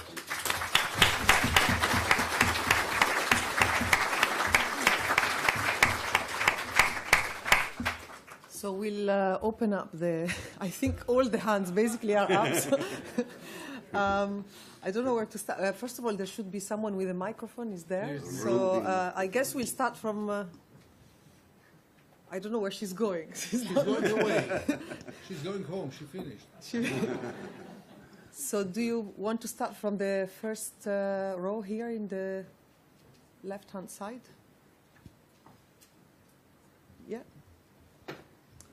Maybe if you can keep it a little bit brief, the question, and clear, and It is a brief. so that It's always because there are so many. I want to address. Yes, yes. I want to address both of you, but first I want to salute Gideon for the courage of your conviction.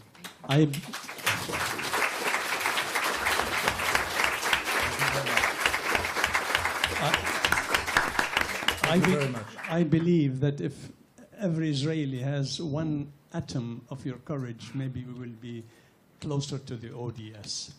I share Ilan's optimism because I believe revolutions start from the grassroots, from the bottom. I share Gideon's pessimism because we see it every day. We get angry. And this dark cloud that he talks about is epitomized by the extreme policies that Israel is following now. Ruba said that maybe one day we will say, oh, we shouldn't say we didn't know. The Western powers, when they see the reality and the face of Israel as it is moving to the extreme right, maybe they should stand up and say, well, we should really know. My question now to both of you is, with the BDS and the ODS, hopefully the BDS will become ODS soon, with that moving so fast and so powerful, where does the external powers come into the equation? Because they must have a say. They are the ones who are supporting this apartheid regime, like in South Africa. Mm-hmm. Do you prefer to collect a few or answer? What do you think? Maybe we collect two or Okay. three. Okay, so maybe we collect a few and then. So there is one. Could I ask why Abbas and the PA are so compliant with the occupying power? There is one at the front here, and another one just behind. Thank you. Jonathan Fryer, Chair of the Liberal Democrat Friends of Palestine. I was intrigued that in your absolutely fascinating interchange of ideas and views, neither of you mentioned something that's been high in the media here in Britain and indeed on social media, in other words, the appointment of Avigdor Lieberman as Defence Minister. Now, the pessimist might say that just shows everything's getting worse. Could the optimist, maybe Ilan, you the more optimistic of the two, see that maybe because Lieberman is so awful and says such despicable things, that this actually might turn the mood, certainly abroad, against the Israeli government? Okay. Three is enough, no? So they would like to answer. Three is enough. It's a bit too much. Antoine, you see, the kind of thing that you're talking about, which is really a fundamental change in the policies of governments, if you want the movement from boycott to sanctions. Again, I can only look at historical examples, and I'm very deeply convinced that these do not happen just like that, in one day. That you sort of get up in the morning and you say the external, as you call them, the external powers. I mean, I think you meant the Western governments mainly, have changed their policy, or the American president did a U-turn. It's really a discussion and a very valid debate, not about the big fundamental changes, but about the small changes, the incremental changes. How do we understand them? I'll give you an example. I met just very shortly Bernie Sanders. And the one thing he said that really kept me on my toes was, it was such a difficult thing to decide not to go and talk in front of AIPAC, to decline an invitation from AIPAC. And Gideon reminded me, true, it was equally difficult for him not to sign the senator's letter asking for the United States to triple its military aid to Israel. And then he said, I declined the invitation to AIPAC, and the sky didn't fall. Everybody told me, this is it. This is the end. I have no chance. Nothing is going to happen. I'm destroyed politically. In fact, we talked about it, I found that my percentage among the Democratic voters increased because I declined to go to AIPAC. And he is going to put Palestine, and Gideon knows it, he's going to put Palestine in a far more central position, also because he's a shrewd politician, because he thinks that Hillary's unequivocal support for Israel is a weak thing. And he thinks he's going to attack her on this in the Democratic convention. Now, there are two ways of dealing with it. You can say, Ilan, come on, the man has walked a quarter of a mile. He should have walked 3 miles. He's not a member of the ODS. He doesn't support the BDS. He doesn't dress like a Palestinian. He doesn't wear Palestinian colors. And to say, I'm sorry, we're still very depressed. No, I don't see it like this. I think that this is an important crack in the wall. And eventually, even the strongest wall with enough cracks falls down. So that's what I think. I don't think we should wait for the big EU declaration, the big American U-turn, or so on. There is an evil situation on the ground that affects the realities in the Middle East elsewhere. It will take time, it won't be easy, and there will be a lot of suffering, unfortunately. I don't at all underestimate the horrific things that await us in the near future. But to say that the trends show no signs of change is unacceptable to me. I think I'll leave you the question of Abbas. I wanted to have constructive amnesia on this one. I think really it's a Palestinian issue. I don't like to talk about it too much. I think that the Palestinian strategy vis-a-vis the settler colonialist project of Zionism has tried different avenues. They tried full resistance. They tried the diplomatic process. The same person who led the resistance, Arafat, was trying the diplomatic process. None of this has worked. Palestine is not decolonized. Palestine is not liberated. The apartheid state of Israel is still there and controls everything. I think that, by the way, not only the PA, if I may be honest, as a friend and as someone who was born in Palestine who wants still to live there, I don't think the Fatah or the Hamas are the relevant forces of the future anyway. I think we are in a period of transition which will see a very different kind of definition of what is the liberation of Palestine. There will be a different way of deciding who are the leaders, who are the authentic representation. For the time being, we have the structures that we have. And we have to convince them about BDS and ODS. We don't need to work against them. We have to convince them that these are the right strategies. But they are transitional. The reality is such that old political structures just don't fit this reality. So it's not going to work. Thank God someone is writing there about Lieberman. You see, probably we didn't mention it because I think we quite agree that basically nothing dramatically has changed in Israel. It's the same ideology, it's the same strategy, it's the same guidelines of the previous Minister of Defense as it would be of the next Minister of Defense. However, there are always innuendos and there are always tactical changes. Tactically, it will be probably worse. I mean, his methods of dealing with the West Bank, with the Palestinians in Israel, are frightening.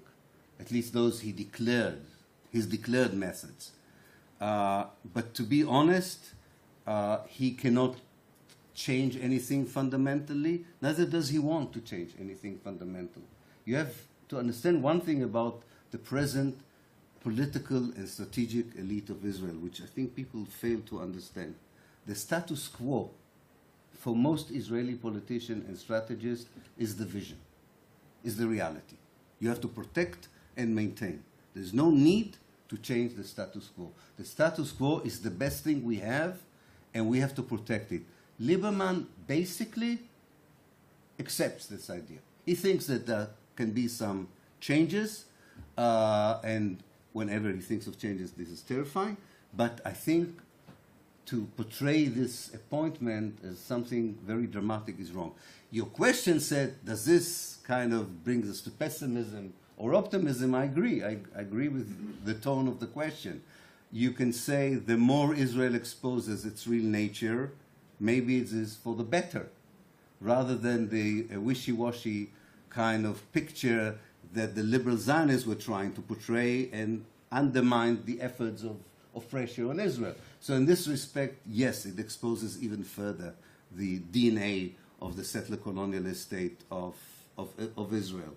But I think even without, who needed the appointment of Lieberman in this room to know something? Did you learn something new about Israel because Lieberman became the Minister of Defense?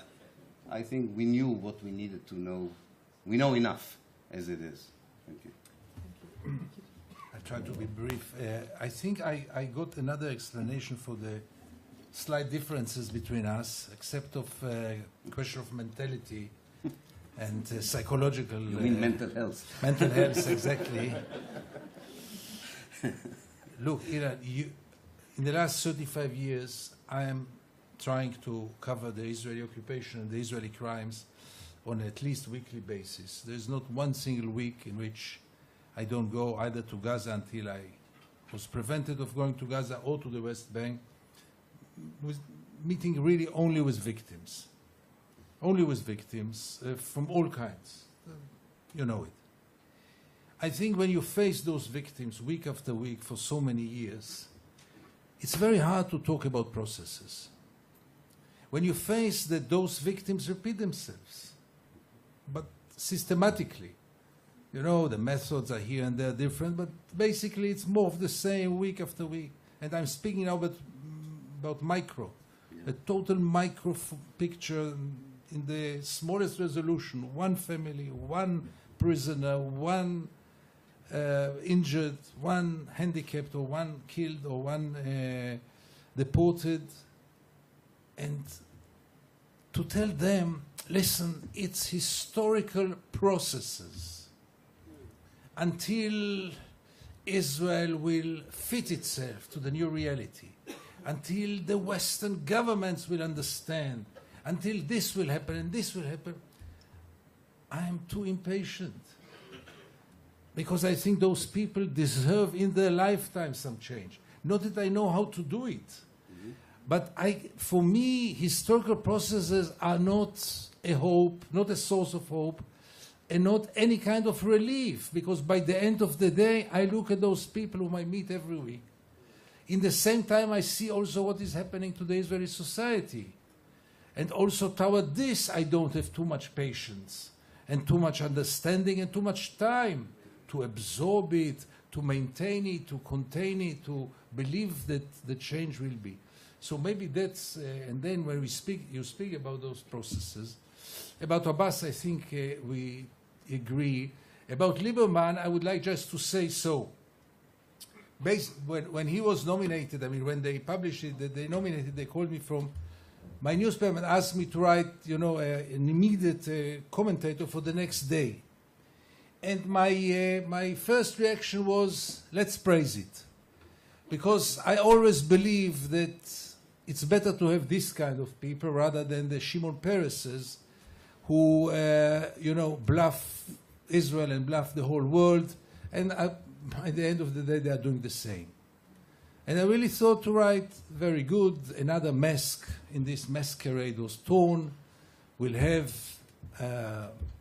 defense minister who would really like to deport, kill, injure, you name it, depress the Palestinians as much as possible. But again, the second thought was, and what will be about the victims? Because he will do some change. First of all, his rhetorics. To nominate him is really to show the world that Israel couldn't care less anymore about what the world thinks. Really.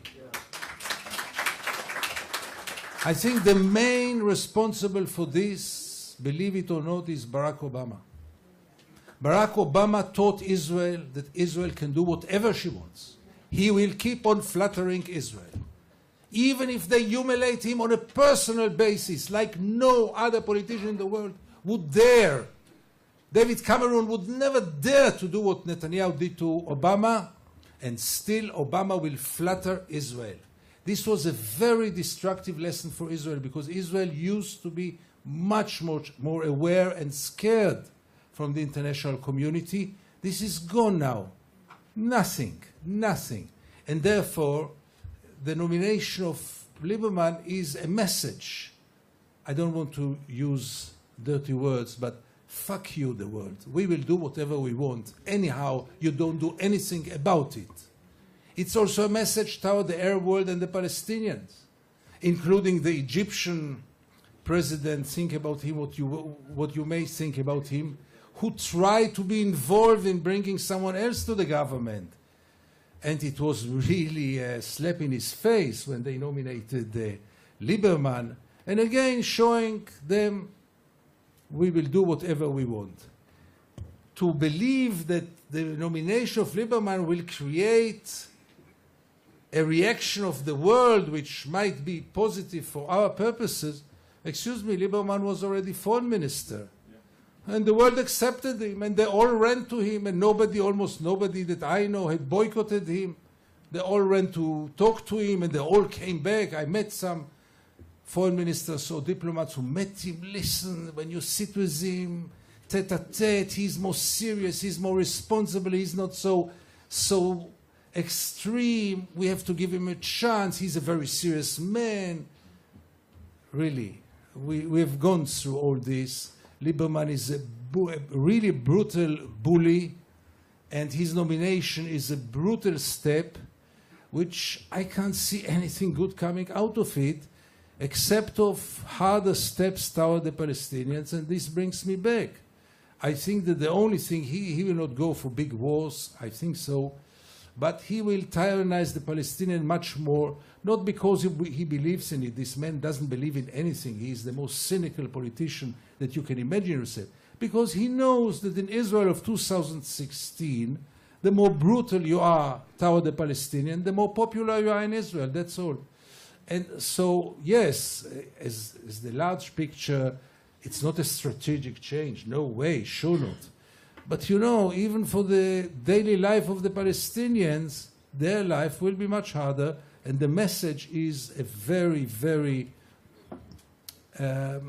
brutal message of Israel. Thank you. I think we should keep, there are so many questions, so maybe you should keep the answers a little bit shorter if you want to have more questions. I'm not nice. Also, I wanted to just say very briefly that Palestinians are just not only victims. I mean, they have been teaching resistance for the past 70 years. They have been doing and inventing all kinds of creative practices, violent practices, non-violent practices of resistance.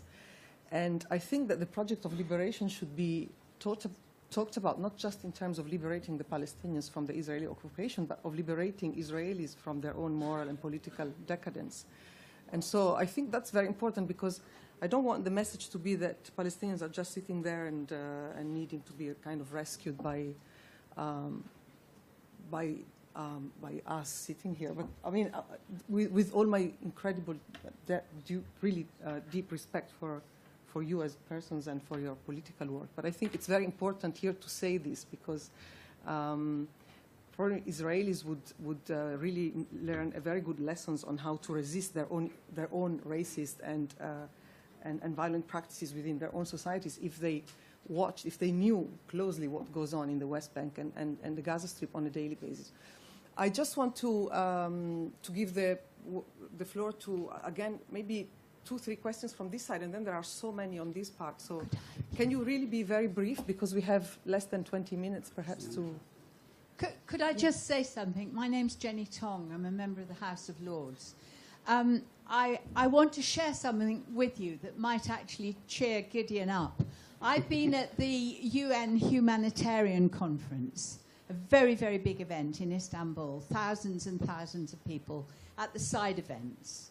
And one of the side events, I was speaking at a Palestinian one, obviously, but one of the side events in the main concourse with a big room was Israel humanitarian efforts. The government of Israel, which I thought was very impressive. And my colleagues, mainly Palestinians, said, oh, I'm not going to go to that. We'll boycott that, BDS and all that. I said, no, I want to go in and have a look. Well, the thing to cheer you up, Gideon, first of all, is that 10 people turned up out of about 10,000. And the other thing is, I must tell you that in the course of the lecture, there was a guy from Search and Rescue who told us how wonderfully they'd worked in Nepal. They were first there after the earthquake. Wonderful things they'd done in Haiti, and which is absolutely true. They did so. And this great, great humanitarian work that Israel does all over the world where there is a disaster. This was followed by a minister from the Department for International Development in Israel who said Israel loves doing development work because they understand developing countries, because when the State of Israel was formed, there was nothing but sand dunes, and they had to work from that. So just, and I'm nearly finished, I had to just say and ask very politely, sort of little granny, not quite understanding, sort of voice, that what sort of work had they managed to do after the demolition of houses and villages in the West Bank, and also after the offences on Gaza. And could I finally tell the minister that when I was at school, I did a lot of history and geography, and I learned that there were a lot of towns and villages and cities and a very thriving agricultural industry in Palestine before the State of Israel was formed. Thank you. And maybe he should consult his text. Thank you very much. There is a question, I think, a woman that has been, no, I think she's been raising her hand for a long time, and then I think we should move to this side of the room, otherwise we'll be accused of being, and the middle. We'll be accused to leaning to the left, which is... A couple of weeks ago, in Ramallah, But very short, please. a couple of otherwise weeks there's ago no- in Ramallah, a brand new Palestinian museum was opened, paid for by very wealthy Palestinians from the diaspora. Is this a hopeful thing, or is it something that's always been happening, and how helpful is the diaspora? Okay. Oh my God. So there is a question here, and then we'll take another two, and then we'll move to this part, and then you'll answer.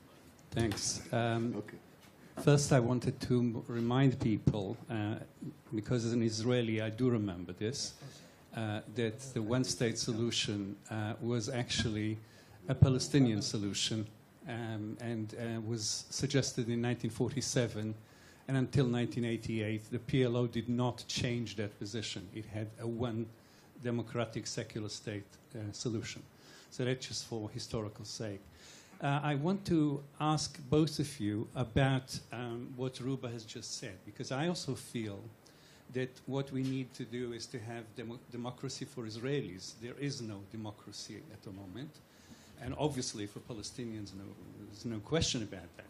Now, in my judgment, it cannot happen on the basis of the very important things that Ilan was describing in the Galilee. This is obviously, not that you meant that this is enough. So, in my judgment, everything has to change so that there will be democracy. From the army, the education system, all the ministries, all the Zionist legislation, everything in Israel currently has to go. Zionism has to go. Otherwise, we will never have democracy, and we'll have a worse result than in South Africa. The JNF, the Jewish Agency, every single authority, every single institution is Zionist. It all has to change. I want to know what you think about that. Sorry Okay, to no, interrupt. no, Thank good you very much. question. There is a question here at the front, and then we go... No, no, it's not. Because No problem. Maybe I should. Thank you, gentlemen, and thank you, Mr. Levy, for bringing some humor into the mix. Because from a manic, depressive Palestinian, I know Ilan very well. I can tell you that I haven't heard anything to make me an optimist. And Ilan, as you know, I write as well, and I've written about exactly what you said about Mr. Lieberman and the F word. Where is the optimism? You brought another thing to the mix tonight, Ilan, which is tokenism. That we have a couple of families who live in a kibbutz in Israel or in a new settlement, or you have in Galilee some friends who invite you to dinner, or somebody which I've been to in Upper Nazareth who live in the street. Unless and until the Jews, and I'm going to use the word Jews, not Israelis, until and unless the Jews come to realize that a crime has been committed and still being committed in their names, nothing will change. Thank you.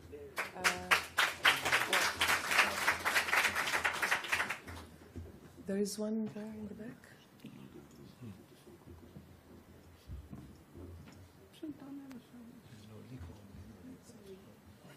This woman. This is a question for Gideon. Oh, hello. This is a question for Gideon. I'm sure you've had dinner or lunch in many stolen houses in Israel. Has anyone catalogued or mapped how many there are and what their value is? I realize that a lot of families still have the keys and the locks have obviously been changed. But if there was a return, what would happen to all these houses? And how many billions are they all worth? There's one here. Or maybe you can collect one there in the back so you can then come back this side. Is it okay? Okay. Thank you to the entire panel. I'm not sure if you guys are aware, but about 35 of us, when we were trying to come in today, were not able to get in. We know. Because the security at the reception got some kind of mysterious call, and the prevent legislation might have been invoked. We have insufficient information about this, but that might have been the case. I'm wondering if you can touch on this issue briefly. Mm-hmm. And Gideon, I just want to tell you, you don't have to worry about being eclipsed by Ilan, even though we love Ilan very, very much. You gave a fantastic speech at the Oxford Union debate last week, which we attended, and I encourage absolutely everybody to check it out on the Oxford Union's YouTube channel. Thank you. Thank you. Well done.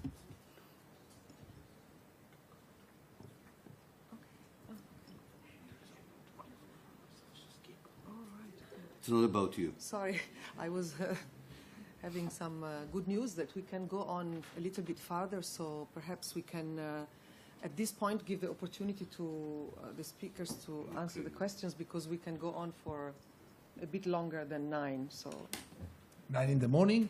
yes, but not tomorrow, the day after. Let me start. Yeah, by all means. Because I really am tempted to answer about the Palestinian Museum before you will say that that's a great hope in the horizon.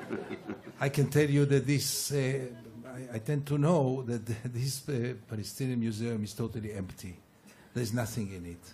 And maybe it is a symbol for, yet, absolutely, yet, and I would love to see it full and crowded and presenting Palestinian history and art and culture. But right now the building stands totally empty, and nobody knows when will it happen. And obviously it's very good news when museums are being opened and built up. But I had to say it before Ilan will take it as an opportunity again to spread here his lies and illusions. They don't know Israeli. No. They think that they will take it. I really mean it. Okay. To Chaim Bereshit, which I'm really privileged to meet you finally in face. We never met, I think, and I know and I read what you write. Yes, I tend to agree to what you say. I mean, it must be really reshuffle. Otherwise, it will not be a just solution. How to get there, I really don't know. But I totally agree. There will be no. I mean, partial steps will mean nothing, including the two-state solution, which is a partial step, and it will lead to, like the Oslo Accords. It will be a big celebration with some Peace Nobel Prizes, and we'll be back on track. The question is how to do it, and this we really have to go very, very far, and the question is how to start it. I think that the start point must be to change the discourse in the world, and maybe one day also in Israel, and to start to speak only about equal rights. To stop speaking about the occupation, about the settlements, to start to speak about equal rights, because against equal rights Israel has very little to say. Against equal rights you can't say security, you hardly can say Holocaust. You can finally either say yes to equal rights or no, and to admit that this no is the final recognition to the fact that Israel is a racist country, de jure, not only de facto, because saying no to equal rights means that there is one privileged people and there is one depressed people. So I think that by the end of the day, it's all about a beginning of a process in which Israelis will start, and it's a long way to go, it will start to perceive the Palestinians as equal human beings. This is the core of everything. Almost no Israeli today really perceives the Palestinians as equal human beings. Almost no, left ones, right-wingers. If you scratch a little bit under the skin, it's very easy to realize that there is very deep, deep racism lying there based on biblical victimizations and all kind of incitements. We will not get into it now, but it should all start with this, really to reshuffle the perceptions before we reshuffle the institutions, and really to start to speak in equal terms about equal rights. Same about recognition of the crimes that you mentioned.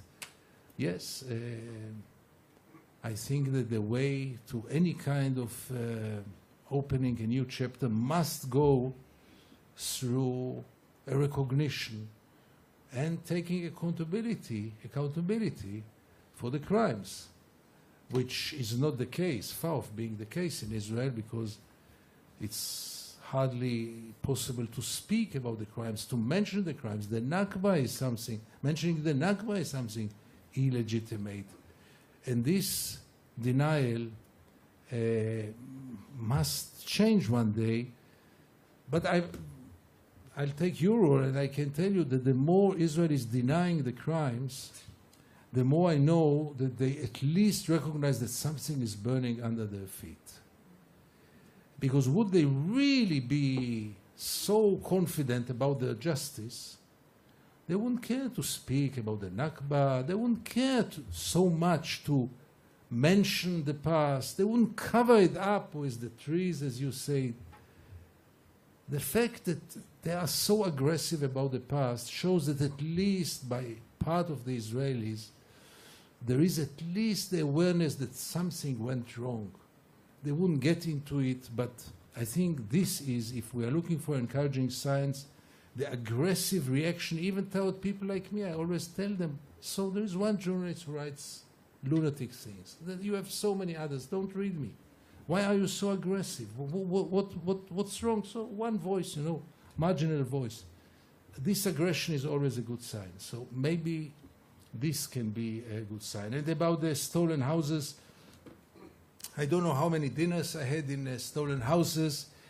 My house is built in Ramat Aviv, which is a neighborhood of Tel Aviv, which used to be a big village called Sheikh Mouanes, a Palestinian village. The swimming pool that I swim every morning at 6 was the pool that had the water, the orchards around. And there's not one single morning that I don't think about it. But I must tell you that any kind of return and any kind of reparation of the crimes should not create new injustice. I don't think that it will be realistic to think that all the Palestinians will be able to get back to the same place where they have been, to the same fields, to the same villages, because then we face a new problem. And I'm not speaking about myself. I'll be so happy to move to somewhere else, but there are millions of Israelis who live there today. Where will they go? What will we do with them? I think that the return can be made, can be possible, but it will not be, meter for meter and house for house. I wish it would be possible. I know one case which I'll never forget, the lemon tree in Ramallah. There was a PLFP leader, him, Imad, who was in jail, and his house was in Ramla. And there was a noble woman who lived there in this house. And one day she decided, she was religious, and one day she decided she wanted to return the house to this guy from Ramallah.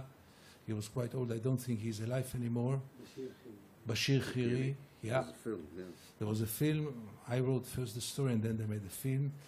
And really a noble step of really offering him to return. I even did this half kitschy step I took. There is still the lemon tree in the garden, and I brought him once a lemon from the tree because he couldn't get there at this time. Then he was also in jail for a long time. And finally he didn't want to take the house, and they made it a kindergarten for Jews and Palestinian children in Ramleh. I don't know what's going on there today, but the house is still there. But this is a nice, noble example, but I don't see it as something that I really wonder, what do you think about it, Ilan? How can this be solved. I think that the return can and should take place, but it will not be exactly to the same, square of land, because someone else is living there. I totally agree with Professor Bereshit that we should go for a new reshuffle of the lands, of compensations, of I don't know what. I don't get to those resolutions because I think we are still so far away. Okay, so we have... I want to answer the question. No, better no. Better no? Okay. Because I see all the Yeah, people in I'll front be of me, I'll but be of course, brief. of I'll course, be I'm brief. really Okay, sorry. thank you. Especially those that were directed to me.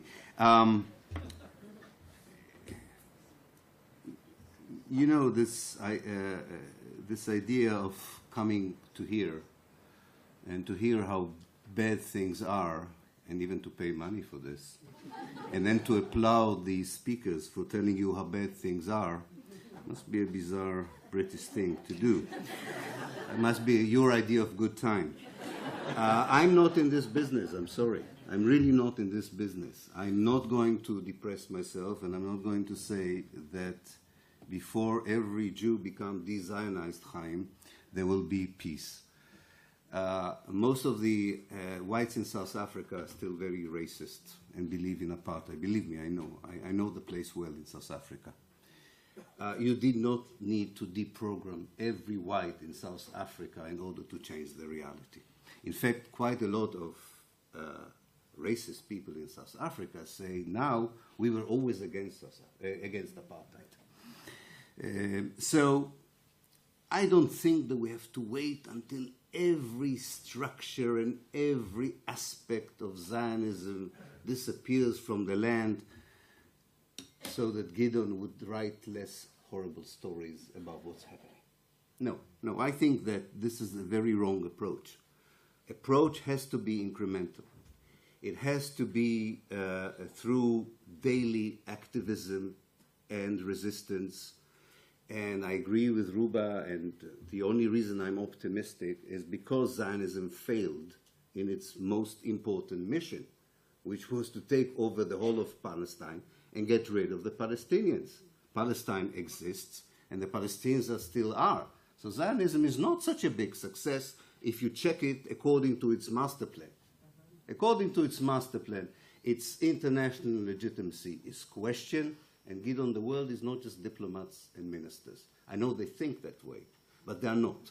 The world is made out of other people as well.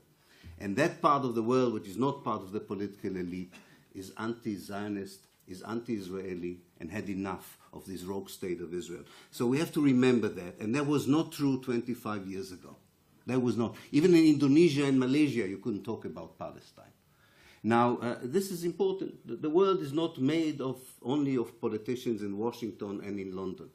There are Southeast Asia, there is Africa, there is Latin America. There are people who are not ministers, who are not diplomats, and these people have changed dramatically their position on Palestine. And if you feel that this is insignificant and tokenism, I disagree with you. I'm sorry.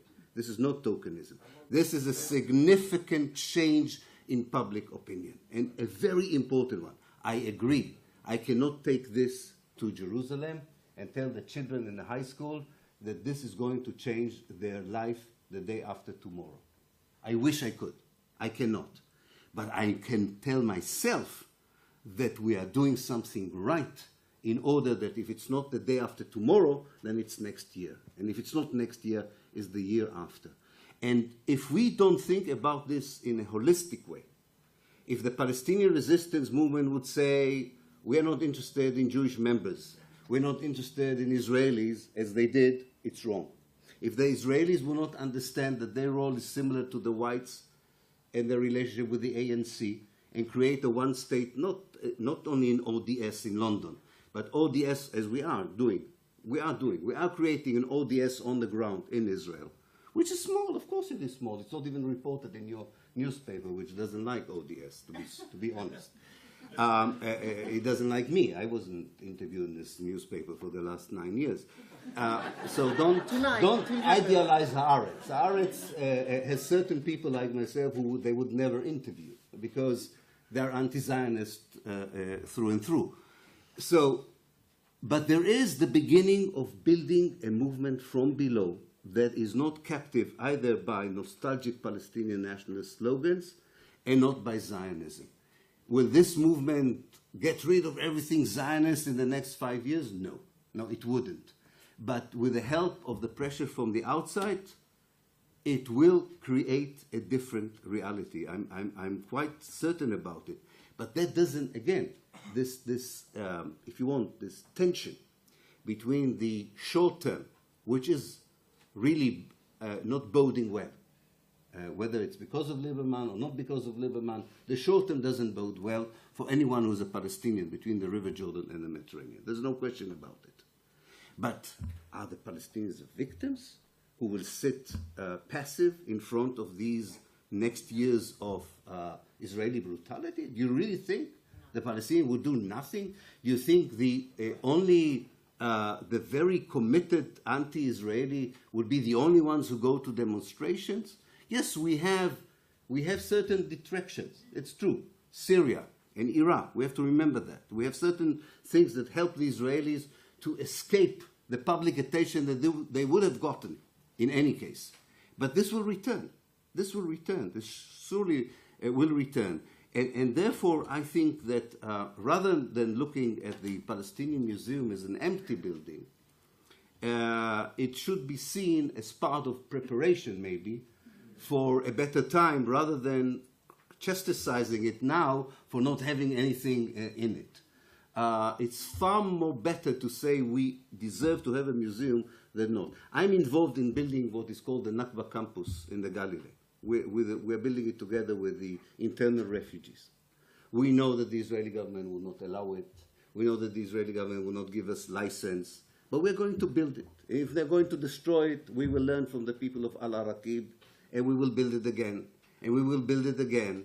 And we will not stop every day in showing that the reality of the status quo that the Israelis are sanctifying is an evil reality that every decent person there and outside will continue to fight against. This whole idea that the only thing we can do with this reality is tell each other how bad it is and say we don't know how to get out of it is even less helpful for the Palestinians. Let me say one thing about, and with this I will end, about Prevent, because I think Prevent is what one of you guys. Prevent is a very good example of how politics work in the West with regard to Palestine, although it's not about Palestine only, how it works about Palestine. There is a discourse between governments, mainstream academia, mainstream media in this country and in the West in general, which lives outside the reality of the way most people experience it. And we saw a beautiful example in my own university yesterday. The government brought 4 people, 2 of them Muslims, to explain to us that Prevent is the best policy in the world. Especially they asked the Muslim members of the government to explain to us that Prevent was the best thing that ever happened to us. Not one person among the people who listened to these government officials agreed to them. There was not one person among the academics and the student that accepted Prevent. We didn't go as far as Bradford and threw them out, which we should have done. But we did it the Exeter way, which was say yes, yes, and do nothing. There is something in the way that when governments exceed their powers, when they use logic that doesn't resonate with the average person, that they're going to lose these battles, even if they don't going to see that happening immediately. There is a limit to our violation here in this country of our right for our freedom of right, our freedom of expression. And this is true about Palestine as well. If you had a truly, genuinely democratic vote in the West, including in this country, what should be the British government policy in the next 2 years in Palestine? It has no resemblance whatsoever to the policies that the British government has pursued towards the issue of Palestine in the last 10 years. It would have been a very different kind of policy. So we need a European Spring, and urgently, before we talk about an Arab Spring. And we need to get away from all kinds of illusions that there is a disconnection between the quality of politics in this country and the question of Palestine. This atomization of problems in the world does not help the Palestinians. The evils of neoliberalism are also the evils of Zionism. And if we are not going to connect the struggle for social justice, where we have great successes, with the struggle for Palestine, then we will not be able to enhance the local resistance that I was talking about and turning it into a fundamental transformative force. Thank you.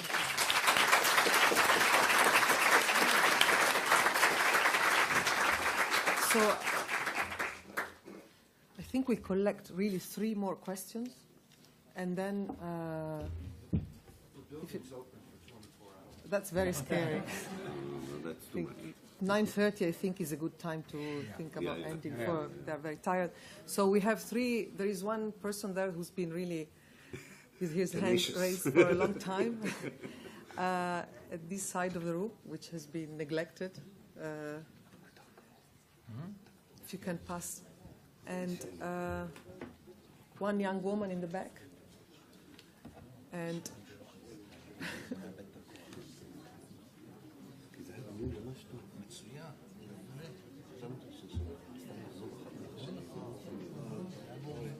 okay, shall I say my question?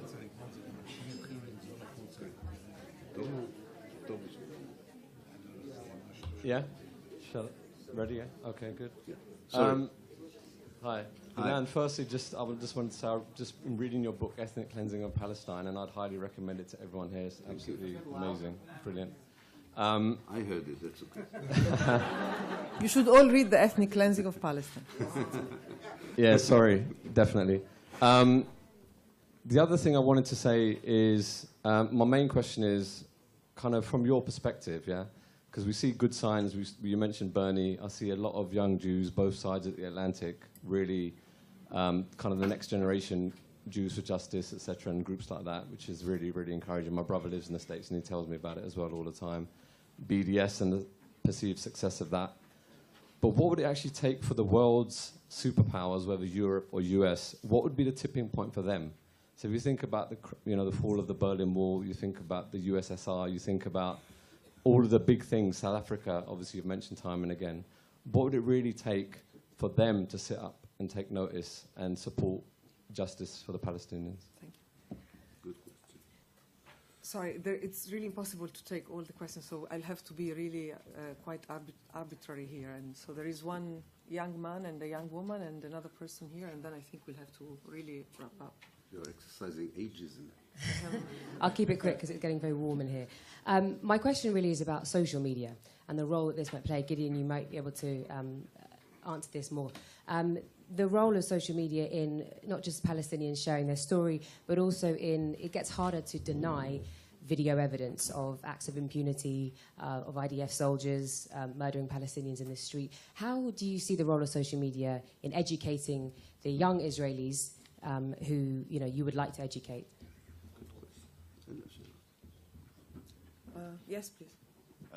Yes, thank you for the talk. I have a question related to, I guess, what the young man there was saying. What do you two think about the joint list? Is there a way, for example, if Momentum and Labour invited Ayman Odeh or Khanin Zawabi to a platform, or Podemos did it in Spain, would this empower them? Would this hurt them inside Israeli politics if they were treated as the real opposition instead of a Zionist union? And to go back to something Gideon said at the beginning, we've been speaking in a very binary way about Jews and Palestinians, but there's a section of the Jews, the Ethiopians, for example, or the Mizrahim, who have de-Arabized Jews, their culture has been taken away, their language has been taken away, and in the process, they've been denied entry into mainstream Israeli culture. And how do we bring them into it? Because often the most virulent expressions of racism towards Palestinians come from these same Jewish people who themselves have been subjected to racism within the Zionist framework. One last question there, please. Yes, further to the PREVENT program, there's a national conference against the PREVENT program on Saturday, 4th of June. Website Challenging PREVENT. So register and attend. But my question refers back to Gideon's analysis of the Israeli anti-BDS campaign as having a twofold motive. One, the desperate need for an enemy to unite the nation, and a response to a genuine sense of psychological humiliation. So I want to ask, how does that humiliation help those who are resisting the colonial apartheid regime? Or perhaps is my question over-optimistic?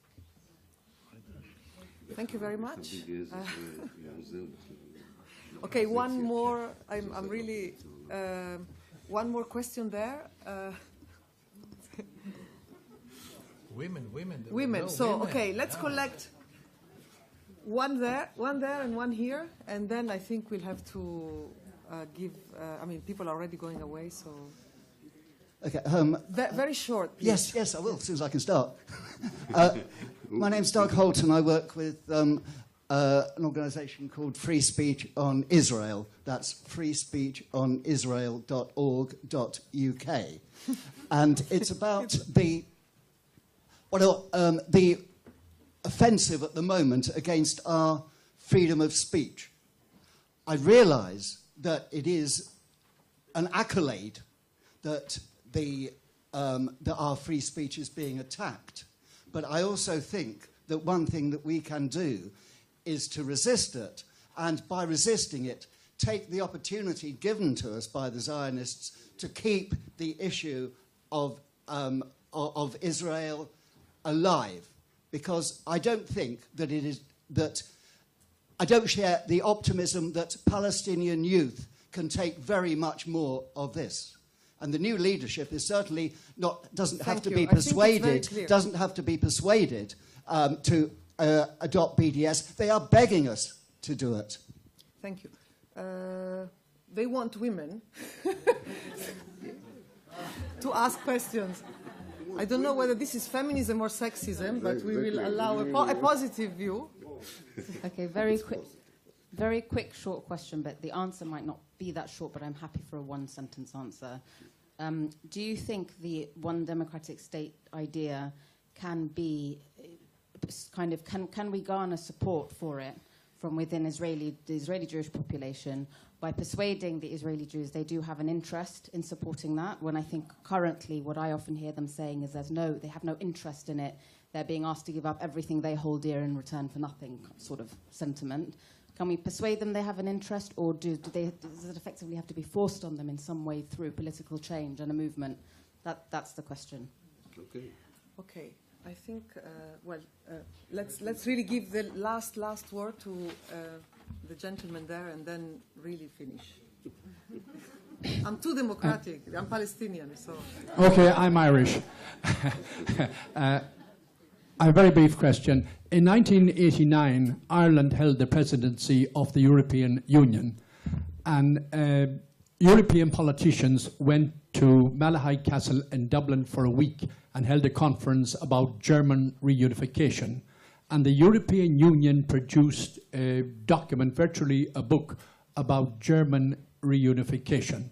Now, my question to the two speakers is, could those of us who are campaigning for a one-state solution for Palestine, for a one democratic state, could this be examined and used by activists to try and bring about a democratic state in Palestine?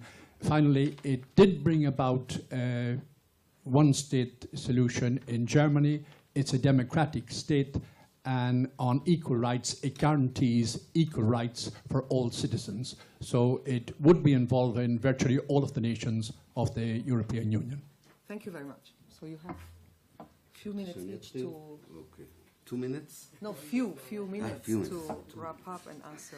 Okay. The tipping points that we are looking for, we are all looking. Always remember the story that Mandela used to say, that it's only when the Berlin Wall fell they realized that really the sanction regime against South Africa can be effective, because that would allow the Americans to join the sanction regime, which exactly is what really finished the story of at least the political apartheid. So it's very difficult to, and nobody predicted the connection between the fall of the Berlin Wall and the end of the apartheid regime. But there was a very important connection. There might be a similar event like this in the future, but my crystal ball is in the car in Exeter. So I don't know which event it will be. But to be honest, I think the tipping point, the two very brief tipping points, which I think are very, very important. One of them is quite obvious, of course. This is a change for whatever reason, doesn't have to be altruistic reasons even, in American policy. And it doesn't necessarily, would not necessarily come from a great belief in the rights of the Palestinians for independence or self-determination or one state. It will come from different reasons, and I think it will happen. America's rule in the world is not determined to be there forever. And I think that will be a great news for us and an important tipping points when America gets out of our life in the Middle East and in Palestine and Israel altogether. Its legacy has been but destruction and ruination on every level. And we tend to forget this, how destructive its presence has been in the Middle East. The second tipping point, I think, once you will hear some of our best friends, some of our very, very good friends, stop talking about the two-state solution, then you know something is happening. When Norman Finkelstein would stop talking about two-state solution, you can start the celebrations. But seriously, I think you need to get rid of this illusion that is a liberal Zionist illusion, that you can square the circle, that you can have a democratic Israel, a kind of a Palestine, and everything is fine, and we have somehow settled all the outstanding problems. We need to feel that this idea has vanished. This is such an important, not always a discursive change comes as a precursor for a political change on the ground. In this case, because the PA still believes in it, because the Israelis still believe in this, because most of the politicians in this country still believe in it, it's a serious impediment for changing the reality on the ground. The joint list, of course, if it would be invited by Podemos, I don't see what it would change much. I mean, it's totally delegitimized. Gideon can tell you more about it than I do. It's totally delegitimized as a political force in Israel. The Palestinian representative and the Israeli Knesset are not calculated in any way as part of the political game. Whatever they tell themselves, it's up to themselves. Why they are there, maybe they're right. I don't want to judge them, it's up to them. But to say in any way, I don't know if you agree with me, to say in any way possible that their presence in the Knesset has any effect on Israeli politics would be a very wrong assumption. I think so. So they have to decide what they do with this. Obviously, they think it is important for them to be there. Joining the list was very important because, and I'll come back to it in a short moment. BDS enhances everyone inside the Israeli Jewish society that dares to be against what the state believes in, what the majority of the country believes in. In fact, without the BDS, there would be no voices at all that thinks alternatively about the future in Israel and Palestine. This is such an important, I can say it on myself, but I know it on others. It's an enhancer which tells you maybe all the Israelis think that you are lunatic and traitor, but the rest of the world think that you are doing the right thing. That's the message, by the way, for the Israeli Jewish society, and that's why BDS plays such an important role in that respect. Now, I don't have my glasses, which is good, so I'll be shorter. Let me just end by saying that, I know I wanted to come back to this point. The whole idea of the one state should not be portrayed as kind of an ideal life between two communities that suddenly fall in love with each other It's a kind of a happy end for two tribes that fought each other and through kind of a Romeo and Juliet are now kissing cousins forever. It's not. Neither in the Middle East, no political solution we can foresee for Syria or Lebanon would overcome the fact that some people would like to have their own cultural identity, their own ethnic identity, their own religious identity. This is not the issue. The issue is whether you have a practical political framework that is both allows equality but also allows live and let live reality by rectifying past evils. And I think in this respect, if you want, and with this I would end, if you really want a movement of substance to emerge from below that would be similar to the kind of movement you had in South Africa, that includes not only the natives but also the settlers. If you really want it, the first thing you need is not just a successful BDS, you need a clear redefinition of the project of the liberation of Palestine. And the only people who can redefine what liberation means in 2016 are the Palestinians themselves. And don't tell me that they are doing it, because they are not doing it. Maybe there are good reasons why they're not doing it, but until we hear, in fact, and that relates to the Mizrahi Jews as well. Someone asked about the Arab Jews, the Mizrahi Jews. Until you don't explain, and there isn't a Palestinian explanation to the Israeli Jews, whether they are Moroccan Jews or they were born in Israel. There is no clear Palestinian message that tells them what is the future. They go to Ramallah, they tell them the future is a two-state solution. They go back to Haifa and say, so Haifa is the same, right? That's what the PA says. Haifa doesn't change. So why should they bother about anything, even if they are among the very few who are willing to think about the future? Who among the Palestinians can answer the question, what is the project of liberation? I can phone the Israeli embassy and the Israeli ambassador who tell me in 2 minutes what is the Israeli vision of the future. Don't try call the Palestinian embassy and ask what is the vision for the future. That's a sign of democracy, though. It's a sign of democracy. You are under hegemonic. Yeah, okay. Zionist. It's a sign of democracy, and yet the ANC had a clear project of liberation. You need a clear and but as it's not fair Chaim because said, I can't play the voice of the Palestinian here, so No, it's a bit no. unfair to have this criticism. No. And I'm just the chair. So No, it's not criticism. It's. I wish it were criticism. It's a desperate call. It's a desperate call for the Palestinians to lead us together, and we are doing it. We're also active in it. Well, the Palestinians launched the BDS in 2005 and 2004. Yes, that's not really, but yes, okay. For historical records, yes. Okay. That's important. It's not true, but it's important. The Pappé was launched. Never mind. Okay. Yeah. About the role of social media, like many other things in our world, it goes to both directions. On one hand, social media and mainly projects like B'Tselem, the human rights organization, Israeli human rights organization, of spreading video cameras to many volunteers in the West Bank and in Gaza, created certain contribution to exposing the Israelis to the truth. It was mainly with the last soldier who is now in so-called trial, who shot the Palestinian dead. Without the video of the volunteer, this wouldn't even become an issue, and it became an issue in Israel. Not always a very promising issue, but at least it's being discussed. And without social media, this wouldn't have happened because it all started in social media.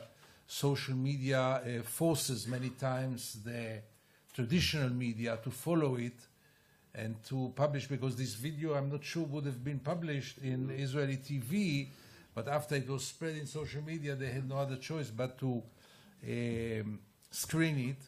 And on this aspect, it has very positive role also to confronting the Israelis with the reality that they deny.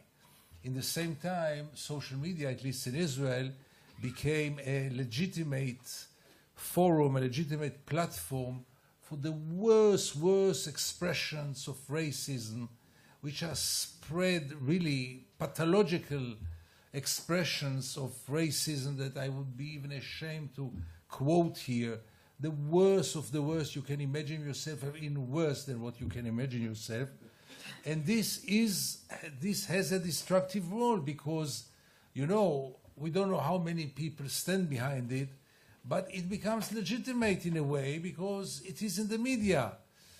I remember still in the 50s and the 60s, we have this humorist, Kishon, who once wrote this humoresque about the burning of the Union building, Binyan HaHistadrut, the burning of the Union building, and someone calls his friend and says, the building of the Union is burning, and he says, no, but I heard it now in the radio. But he says, no, I'm standing in front of it, it's not burning. No, but I heard it in the radio. And it goes on and goes on. Hearing it at the radio made it real, even though the other one stands in front of the building. Same happens now with the dialogue in the social media, which in most of the cases is a sick dialogue. Social media, for example, published, one of those websites published that my father was a collaborator with the Nazis. Now, I will not get into the details. No traditional media would have ever published it without checking. I mean, I can't think about something more far-fetched than this, but social media was a platform to publish it, and then, you know, it spread, and then you don't know where it stops. So it goes to both directions. It has a positive role, but it has also a negative role, and we have to face both. BDS for activists all over, I think, is a source of hope, because any progress is a source of hope, and therefore any success of BDS is a source of hope and encouragement and energy for activists elsewhere, and mainly, obviously, in Palestine. To persuade the Jews in Israel for the one-state solution is right now looks like something really out of this world, really out of this world. But if we can change roles now for the end of the evening, I can tell you, if you would have invited me, Blake, in the late 80s to this place, most of the people were not born yet, but those who were born here. And I would have claimed here tonight that apartheid system is going to fall, Soviet Russia is going to fall, and the Berlin Wall is going to fall within months. I can assure you, Blake, you would have never invited me again, because nobody had foreseen it. So if to end it up in a more optimistic way, many times historical processes, those that you made your career on,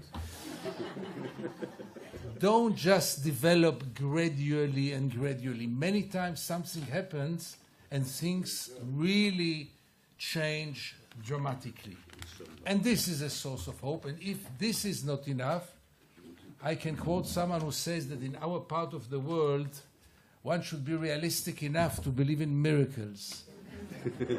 And what do we need more than miracles?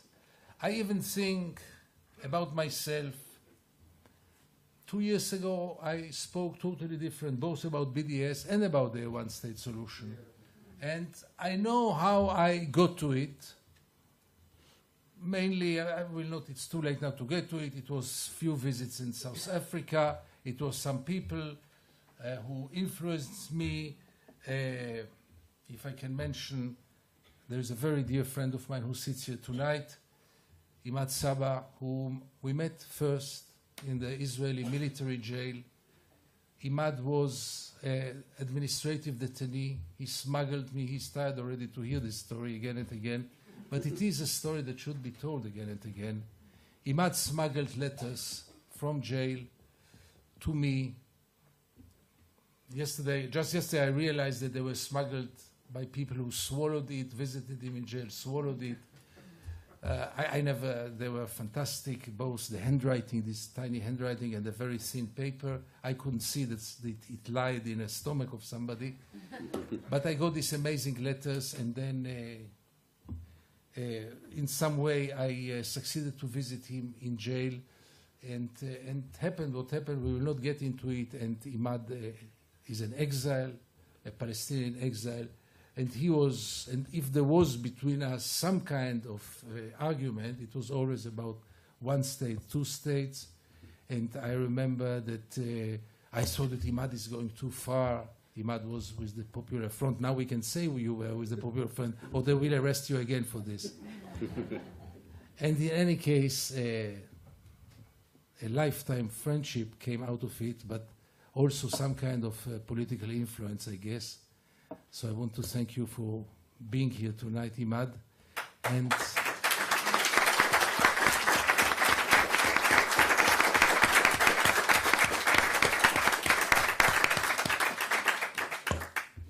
And to thank you all, because I can tell you that for me personally, evening like this really encourage me and really charge me with a lot of energy.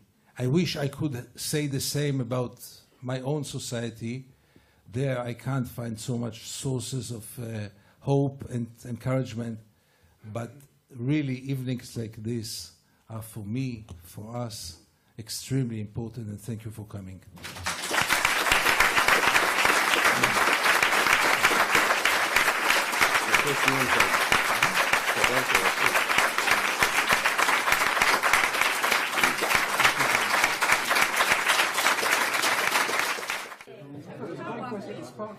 Sharing up for a long, long time.